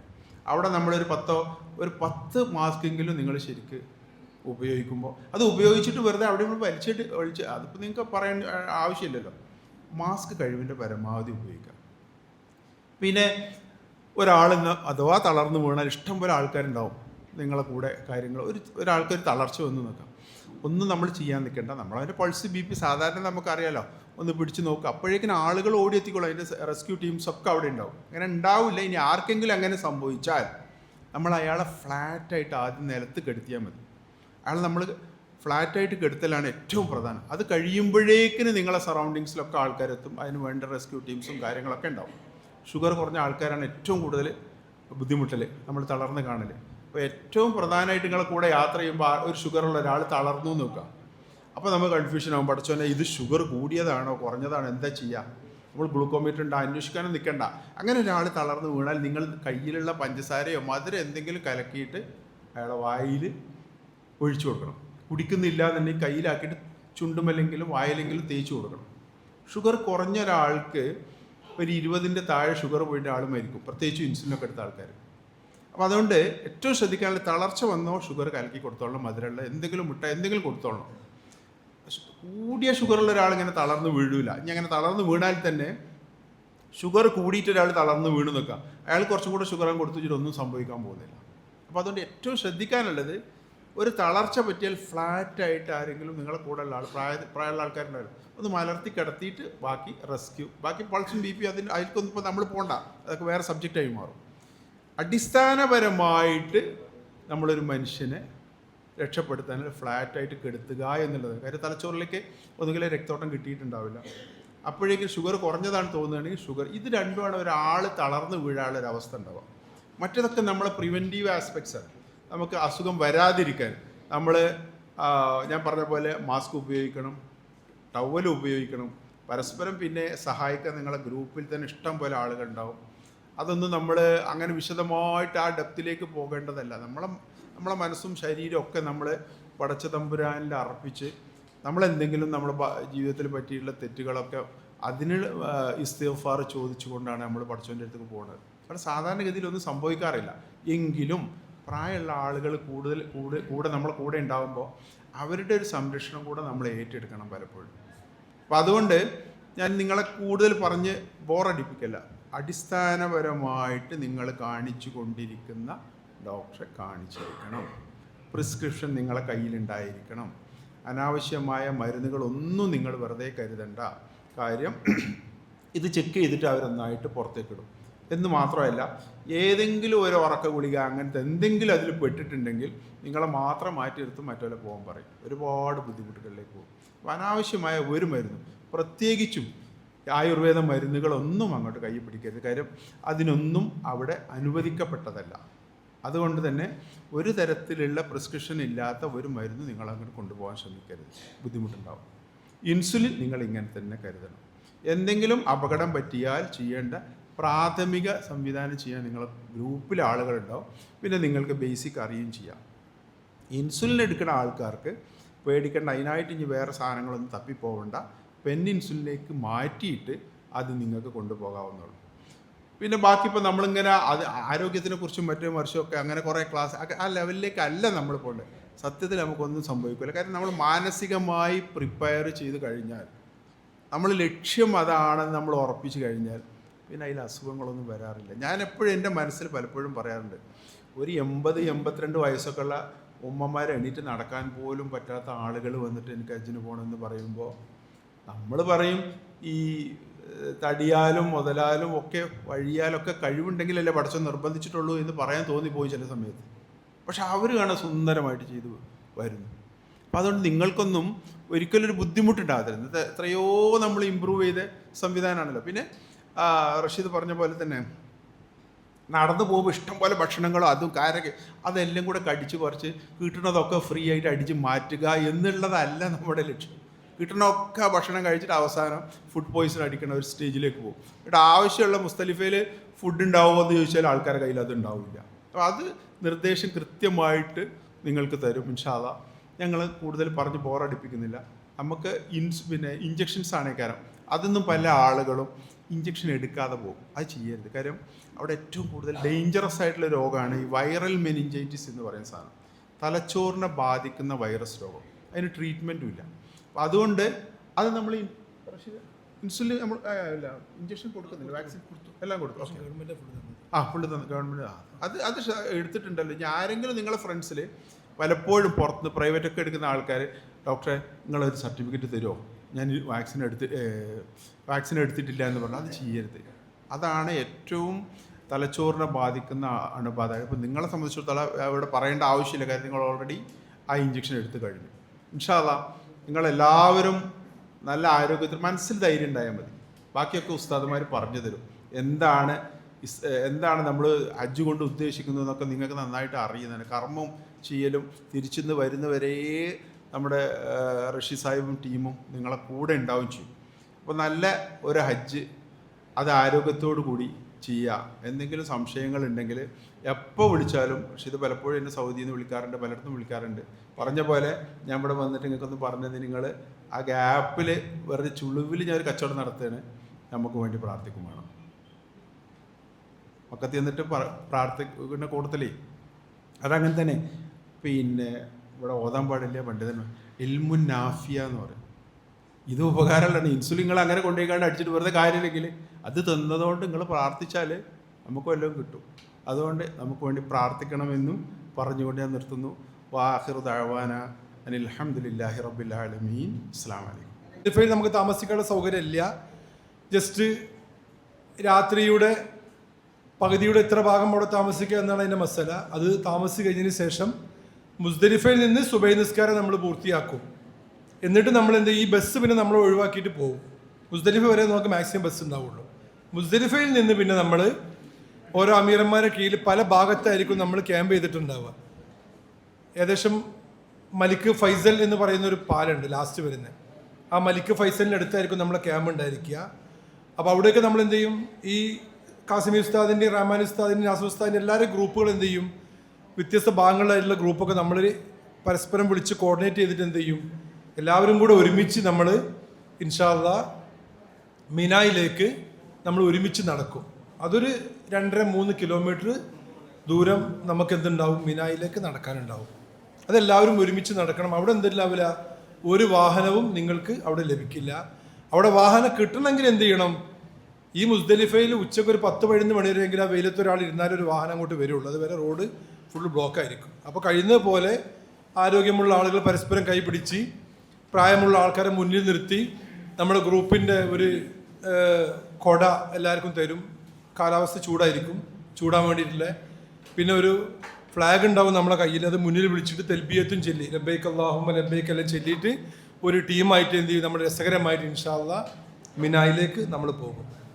ആ മിനായിലേക്ക് പോകുന്ന സമയത്ത് കഴിഞ്ഞ വർഷം ഞാൻ പറഞ്ഞ പോലെ തന്നെ നേരെ മിനായിലേക്ക് ടെൻറ്റിലേക്കാണ് നമ്മൾ വിടുന്നതെങ്കിൽ നമുക്ക് ടെൻറ്റിൽ പോയി വിശ്രമിച്ച് ഉച്ചയ്ക്ക് ശേഷം എന്ത് ചെയ്യുക, നമുക്ക് ജംറയിൽ കല്ലെറിയാൻ വേണ്ടി വരാൻ പറ്റും. എന്തെങ്കിലും കാരണവശാൽ സൗദി ഗവൺമെൻറ് ആ മിനയുമായി ബന്ധപ്പെട്ട പരിഷ്കരണം നേരെ ക്യാമ്പിലേക്ക് വിടൂല, ജംറയിലേക്ക് തന്നെ പോകണം എന്ന് പറഞ്ഞാൽ ഈ ടീം എന്ത് ചെയ്യും, ഒരുമിച്ച് എല്ലാവരും കൂടെ എന്ത് ചെയ്യും, ജംറയിലേക്ക് പോകുന്ന സാഹചര്യമാണ് നമ്മുടെ മുമ്പിൽ ഉണ്ടായിരിക്കുക. അത് പ്രത്യേകമായി തന്നെ എല്ലാ കാര്യങ്ങളും ഇൻഷാ അല്ലാഹ് നിങ്ങൾ ശ്രദ്ധിക്കുക. അതൊക്കെ സാഹചര്യം നോക്കി എന്ത് ചെയ്യും, നമ്മൾ കാര്യങ്ങൾ ഇൻഷാ അല്ലാഹ് തീരുമാനിക്കും. ആർക്കെങ്കിലും നടക്കാൻ പ്രയാസമുള്ള സംഗതികളുണ്ടെങ്കിൽ വളരെ നേരത്തെ പറഞ്ഞാൽ പൈസ കൊടുത്താൽ വീൽ ചെയർ തള്ളാൻ ആളുകളെ കിട്ടും. സൗദി അറേബ്യയെ സംബന്ധിച്ചിടത്തോളം ഏപ്രിൽ 18 മുതൽ ഉംറ വിസ അടിച്ച മുഴുവൻ ആളുകളും സൗദി വിട്ടോളണം എന്ന പുതിയ ഓർഡർ. പിന്നെ ഒരു ഉംറ വിസക്കാരും സൗദി അറേബ്യയിൽ കാണാൻ പാടില്ല. ഏപ്രിൽ 18 ശേഷം ഹജ്ജുമായി ബന്ധപ്പെട്ട ഹാജിമാരെ മാത്രം എന്ത് ചെയ്യാൻ പാടുള്ളൂ, മക്ക ചെക്ക് പോസ്റ്റിൻ്റെ ഇപ്പുറത്തും കാണാൻ പാടുള്ളൂ. കഴിഞ്ഞ പ്രാവശ്യം വളരെ കുറഞ്ഞ ആളുകൾക്ക് വിസ അടിക്കുകയും അതിന് ശേഷം പിന്നെ റൂമുകളിൽ കയറിയിട്ട്, അതിന് മുമ്പത്തെ വർഷം ഉണ്ടായ അനുഭവം വെച്ചിട്ട് ടൂറിസ്റ്റ് വിസക്കും മൾട്ടി വിസക്കും ആളുകളെ കൊണ്ട് റൂമിൽ താമസിപ്പിച്ച്, കാരണം രണ്ടും തമ്മിൽ ഭയങ്കര ഡിഫറൻസാണ്. ഉംറയ്ക്ക് പോയി വരുന്ന ഒരാൾക്ക് മക്ക കാണാം, മദീന കാണാം, അറഫ കാണാം, മിന കാണാം, മുസ്തലിഫ കാണാം, ഹജ്ജുമായി ബന്ധപ്പെട്ട സ്ഥലങ്ങളെല്ലാം കാണാം. പക്ഷെ ഹജ്ജ് ലഭിക്കില്ല എന്ന് മാത്രമേ ഉള്ളൂ. അതിൻ്റെ ചാർജ് 1 ലക്ഷം രൂപയുടെ താഴെയാണ് ഇപ്പോൾ കേരളത്തിലൊരു നോർമൽ പാക്കേജ് എടുക്കുകയാണെങ്കിൽ. അതേസമയം ഹജ്ജിന് വേണ്ടി മാത്രം ഒരുങ്ങിപ്പോകുന്ന ഒരാളെ സംബന്ധിച്ചിടത്തോളം, ഒരു പ്രൈവറ്റ് ഗ്രൂപ്പിനെ സംബന്ധിച്ചിടത്തോളം ഏറ്റവും ലോ പാക്കേജ് പോലും ആരംഭിക്കുന്നത് 6,50,000 മുതൽ അങ്ങോട്ടുള്ള ചാർജുകളാണ്. 13-15 ലക്ഷത്തിൻ്റെ ഒക്കെ വ്യത്യസ്തമായ പാക്കേജുകളുണ്ട്. അപ്പോൾ 6,50 മുതലാണ് ഒരു ലോ പാക്കേജ് ആരംഭിക്കുന്നത്. പോകുന്നത് ഒരേ സ്ഥലത്തേക്കാണ്, ഒരേ ഭൂമിയാണ്, പക്ഷെ ദിവസത്തിനും സമയത്തിനും സാഹചര്യം അനുസരിച്ചാണ് എന്ത് ചെയ്യുന്നത്, അവിടെ അതിനൊക്കെ ചാർജുകൾ അവർ വാങ്ങിക്കൊണ്ടിരിക്കുന്നത്. അപ്പോൾ ഹജ്ജുമായി ബന്ധപ്പെട്ട സമയത്ത് ഹജ്ജിനല്ലാത്ത ഒരാൾ പോലും എന്ത് ചെയ്യാൻ പാടില്ല, മക്കയിൽ കാണാൻ പാടില്ല എന്നുള്ളതാണ്. അപ്പോൾ എല്ലാവർക്കും എന്തുണ്ടാവും, നമ്മൾ സഹാറ ട്രാവൽസ് ഹജ്ജുംറ സർവീസിൻ്റെ പേര്, passport number, date of birth, photo വെച്ച് ടാഗ് തരും. അതിന് പുറമെ നുസൂക്ക് എന്ന് പറയുന്നത്, നമ്മളൊക്കെ വിസടിക്കുന്ന സിസ്റ്റം നുസൂക്ക് എന്ന് പറയുന്നത്, ആ നുസൂക്കിൻ്റെ കാർഡ് കൂടി നിങ്ങൾക്ക് വേറെയും തരും. ഈ നുസൂക്ക് കാർഡ് എവിടുന്ന് ഏത് ഉദ്യോഗസ്ഥർ സ്കാൻ ചെയ്താലും ഇദ്ദേഹം ഏത് കാറ്റഗറിയിൽ വിസ അടിച്ച ആളാണെന്നുള്ളത് കാണാൻ പറ്റും. അപ്പോൾ ഒരാൾക്ക് സുഖമില്ലാതായിട്ട് ഒരു വീൽ ചെയറിൽ ഉന്താൻ ഒരാളെ വേണമെങ്കിൽ സ്വാഭാവികമായിട്ടും അവിടെ എല്ലാവരും ലക്ഷക്കണക്കിന് റുപ്യ കൊടുത്ത് ഹജ്ജിന് വന്ന ആളുകളായതുകൊണ്ട് സ്വാഭാവികമായിട്ടും തള്ളാൻ ആളെ കിട്ടാൻ വലിയ പ്രയാസം. പിന്നെ ആരെ കിട്ടില്ല, മക്കയിൽ ജോലി ചെയ്യുന്ന മക്ക ഇക്കാമക്കാരായ ആൾക്കാരെ മാത്രമേ അവിടെ കാണാൻ പാടുള്ളൂ. ജിദ്ദ ഇക്കാമക്കാരെ തന്നെ മക്കയിൽ കാണാൻ പാടില്ല, റിയാദ് ഇക്കാമക്കാരെ മക്കയിൽ കാണാൻ പാടില്ല. അതാണ് ഗവൺമെൻറ് ഹജ്ജ് ഗ്രൂപ്പിൽ ഹജ്ജിന് വന്നിട്ട് കഴിഞ്ഞ പ്രാവശ്യം KMCCൻ്റെ കഞ്ഞി കിട്ടിയത് എന്നാണെന്നറിയോ, ദുൽഹജ്ജ 13 കിട്ടിയത്. അതിന് മുമ്പ് കഞ്ഞി ഉണ്ടായിരുന്നില്ല, കാരണം കഞ്ഞി കൊണ്ടുവരുന്നത് ജിദ്ദയിൽ നിന്നാണ്. ജിദ്ദക്കാരൻ അങ്ങോട്ട് വിടൂല. ഈ കഞ്ഞി കിട്ടുമെന്നുള്ള പ്രതീക്ഷ കുറേ ആൾക്കാർ നിന്നു, കഞ്ഞി എത്താൻ 2 ദിവസം വൈകി. ആ കാരണം അങ്ങോട്ട് കടത്തൂല, ആരും കടത്തൂല. അപ്പോൾ നിങ്ങൾക്ക് തള്ളാൻ ആളെ വേണമെങ്കിൽ എന്ത് ചെയ്യണം, നേരത്തെ പറഞ്ഞ ആളെ സെറ്റാക്കണം. അയാൾക്ക് ടാഗ് എല്ലാം കൊടുത്ത് ആളെ മുൻകൂട്ടി നിർത്തണം. അയാൾക്കും ഈ ചെക്കിങ്ങിൽ പെട്ട് കഴിഞ്ഞാൽ ഈ മക്ക ഇക്കാമക്കാരനായ ആൾ ഇഹ്റാമിൽ വേഷത്തിൽ മക്കയിലോ മക്കയുടെ പ്രധാനപ്പെട്ട ഭാഗങ്ങളായ അറഫ, മിന, മുസ്ദലിഫയിൽ ഇഹ്റാമിൽ കണ്ടു കഴിഞ്ഞാൽ നേരെ കയ്യോടെ പിടിക്കുക, നാട്ടിലേക്ക് കയറ്റി അവനെ ബാൻ ചെയ്യുക എന്നുള്ള തീരുമാനം. കാരണം അവനെ അറഫയ്ക്ക് വരാൻ പാടില്ല, ഓ മുസ്ദലിഫയ്ക്ക് വരാൻ പാടില്ല, ഓ മിനയിലേക്ക് വരാൻ പാടില്ല. അപ്പം അങ്ങനത്തെ ആർക്കെങ്കിലും ഹിദ്മത്ത് വേണമെങ്കിൽ നമ്മൾ നേരത്തെ ഒരാളെ വിളിച്ച് സെറ്റാക്കിയിട്ട് എന്ത് ചെയ്യും, നിങ്ങളെ കൂടുതൽ അവിടെയും ഇവിടെ ഒളിച്ച് കടത്തുന്ന രീതിയിൽ ആളങ്ങനെ കൊണ്ടടക്കും. അപ്പോൾ ആർക്കെങ്കിലും വീൽ ചെയറോ സൗകര്യങ്ങളോ നടക്കാൻ പ്രയാസം പറയുകയാണെങ്കിൽ വേണ്ടവർ നേരത്തെ തന്നെ അറിയിക്കണം. പിന്നെ ഉമ്മയും മകനും ഹജ്ജിന് വന്നു, മകൻക്ക് വീൽ ചെയർ ഉപയോഗിക്കാം, ഉമ്മനെ കൊണ്ടുപോകാൻ സഹായിക്കാം. വാപ്പയും മകനും ഹജ്ജിന് വന്നു, അല്ലെങ്കിൽ വാപ്പയും മകളും ഹജ്ജിന് വന്നു, അവർക്കൊക്കെ എന്ത് ചെയ്യുക, പരസ്പരം കൈ പിടിക്കാനും സഹായിക്കാനും വീൽ ചെയർ തള്ളാനും എന്തില്ല, തടസ്സങ്ങളൊന്നുമില്ല. ആ രീതിയിൽ എന്ത് ചെയ്യുക, ഈ അറഫ, മിന, മുസ്ദലിഫ പോലത്തെ പ്രധാനപ്പെട്ട ദിവസങ്ങളിൽ വീൽ ചെയർ സംവിധാനം ആ രീതിയിൽ വേണമെങ്കിൽ ഇൻഷാ അല്ലാഹ് നിങ്ങൾക്ക് ഉപയോഗപ്പെടുത്താം. ആ കാര്യം എന്ത് ചെയ്യുക, പ്രത്യേകമായി ശ്രദ്ധിക്കാം. അങ്ങനെ പിന്നെ അറഫയും മിനി മുസ്ദലിഫും പൂർത്തിയാക്കിയിട്ട് നമ്മൾ നേരെ എന്ത് ചെയ്യും, ഇൻഷാ അല്ലാഹ് നമ്മൾ ഈ അസീസിയയിലുള്ള നമ്മളെ റൂമിലേക്ക് നമ്മൾ തിരിച്ചു വരും. അപ്പോൾ ഏകദേശം ഒരു മെയ് 29-30 കൂടി എന്ത് ചെയ്യും, നമ്മൾ അസീസിലെത്തും. 1-ാം തീയതി മടക്കമുള്ള ആൾക്കാരുണ്ട് ഇതിൽ, 2-ാം തീയതി മടക്കമുള്ള ആൾക്കാരുണ്ട്, 3-ാം തീയതി മടക്കമുള്ള ആൾക്കാരുണ്ട്. അപ്പോൾ ഹജ്ജ് കഴിഞ്ഞാൽ എന്തില്ല, കൂടുതൽ ദിവസങ്ങൾ നമ്മളെ മുമ്പിൽ അവിടെ ഇല്ല. കാരണം പിന്നെ നമുക്ക് അറമിലേക്ക് പോകാനുള്ള ഓപ്ഷൻ ഇല്ല. പിന്നെ നമ്മൾ നിൽക്കുന്ന അസീസിയിലാണല്ലോ, അവിടെ നിന്ന് അറമിലേക്ക്. അതിന് വേണ്ടിയിട്ടാണ് നേരത്തെ പോകുന്നതും ഈ മാരിയറ്റ് പോലത്തെ ഹോട്ടൽ ഉപയോഗപ്പെടുത്തുന്നതും മദീനയിൽ ഹോട്ടൽ ഉപയോഗപ്പെടുത്തുന്നതൊക്കെ അതിന് വേണ്ടിയിട്ടാണ്. ഹജ്ജ് കഴിഞ്ഞാൽ ഉടനെ എന്ത് ചെയ്യും, ദുൽഹജ്ജ ജൂൺ 5 കൂടി അല്ലെങ്കിൽ 6 കൂടി എന്ത് ചെയ്യും, എല്ലാവരും ഈ പോയതുപോലെ തന്നെ 25, 30, 50 ആളായിട്ട് എന്ത് ചെയ്യും, ഓരോ അമീറന്മാരെ കീഴിൽ തിരിച്ച് ഇൻഷാ അല്ലാഹ് നാട്ടിലേക്ക് നമ്മൾ പോകും. മദീനയിൽ നിന്ന് ഹജ്ജിന് ഇഹ്റാം ചെയ്യുന്നത് കൊണ്ട് നിർബന്ധമാക്കപ്പെട്ട അറവ് നമുക്കില്ല. കൃത്യമായി ശ്രദ്ധിക്കുക. ഉസ്താദിന്റെ മസല പറഞ്ഞുതരും, നിർബന്ധമാക്കപ്പെട്ട അറവില്ല. ഇനി ആർക്കെങ്കിലും ഹജ്ജുമായി ബന്ധപ്പെട്ട് എന്തെങ്കിലും വീഴ്ചകൾ വന്നിട്ടുണ്ടെങ്കിൽ അറക്കാം. അതിനുവേണ്ടി ഗവൺമെൻറ്റിൽ വാങ്ങുന്ന നിരക്ക് 18,000 രൂപയാണ് ഇന്ത്യൻ്റെ. 18,000 രൂപ അടക്കണം ഗവൺമെൻറ്റിൽ പോകുന്ന ഓരോ ഹാജിയും അറിവിന് വേണ്ടിയിട്ട്. കൂപ്പൺ വാങ്ങി കൊടുക്കുന്ന സൗദി സംവിധാനത്തിലും ഏകദേശം ആ സംവിധാനം തന്നെയാണ് ഉള്ളത്.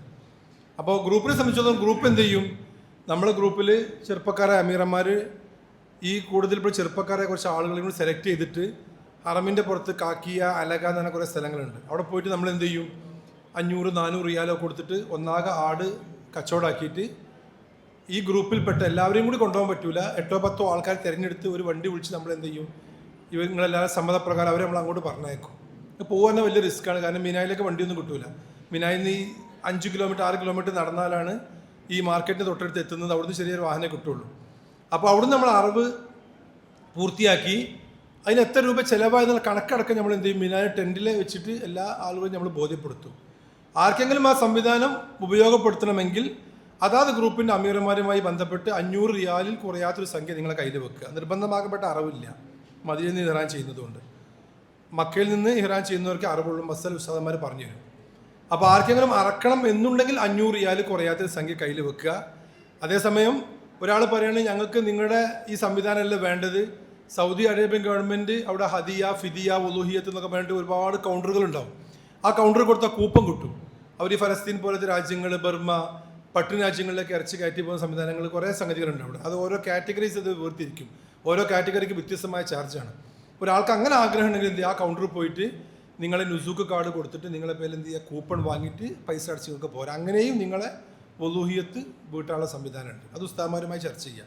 അപ്പോൾ അറിവിന് ആവശ്യമുള്ളവരെന്ത് ചെയ്യുക, 500 റിയാലിൽ കുറയാതൊരു സംഖ്യ നിങ്ങളെ കയ്യിൽ നിർബന്ധമായി തന്നെ വെക്കുക. സംസം വെള്ളം ഗ്രൂപ്പിൻ്റെ ഭാഗം കിട്ടും. 12 റിയാലാണ്. 12 റിയാൽ 50 പൈസയാണ് ഒരു സംസമിന് വേണ്ടി വരുന്ന ചാർജ്. അത് ഈ പാക്കേജിൻ്റെ ഭാഗമായി തന്നെ എയർപോർട്ടിൽ നിന്ന് ഞങ്ങൾ ഓരോ ആൾക്കാർക്കും വാങ്ങിത്തരും. പിന്നെ ഭക്ഷണം വിഭവസമൃദ്ധമായ രീതിയിൽ തന്നെ എല്ലായിടത്തും ഞങ്ങൾ ഭക്ഷണം തരും. മീനായിലും തരും, അറഫയിലും തരും, മുസ്ദലിഫിലും തരും, എല്ലായിടത്തും തരും.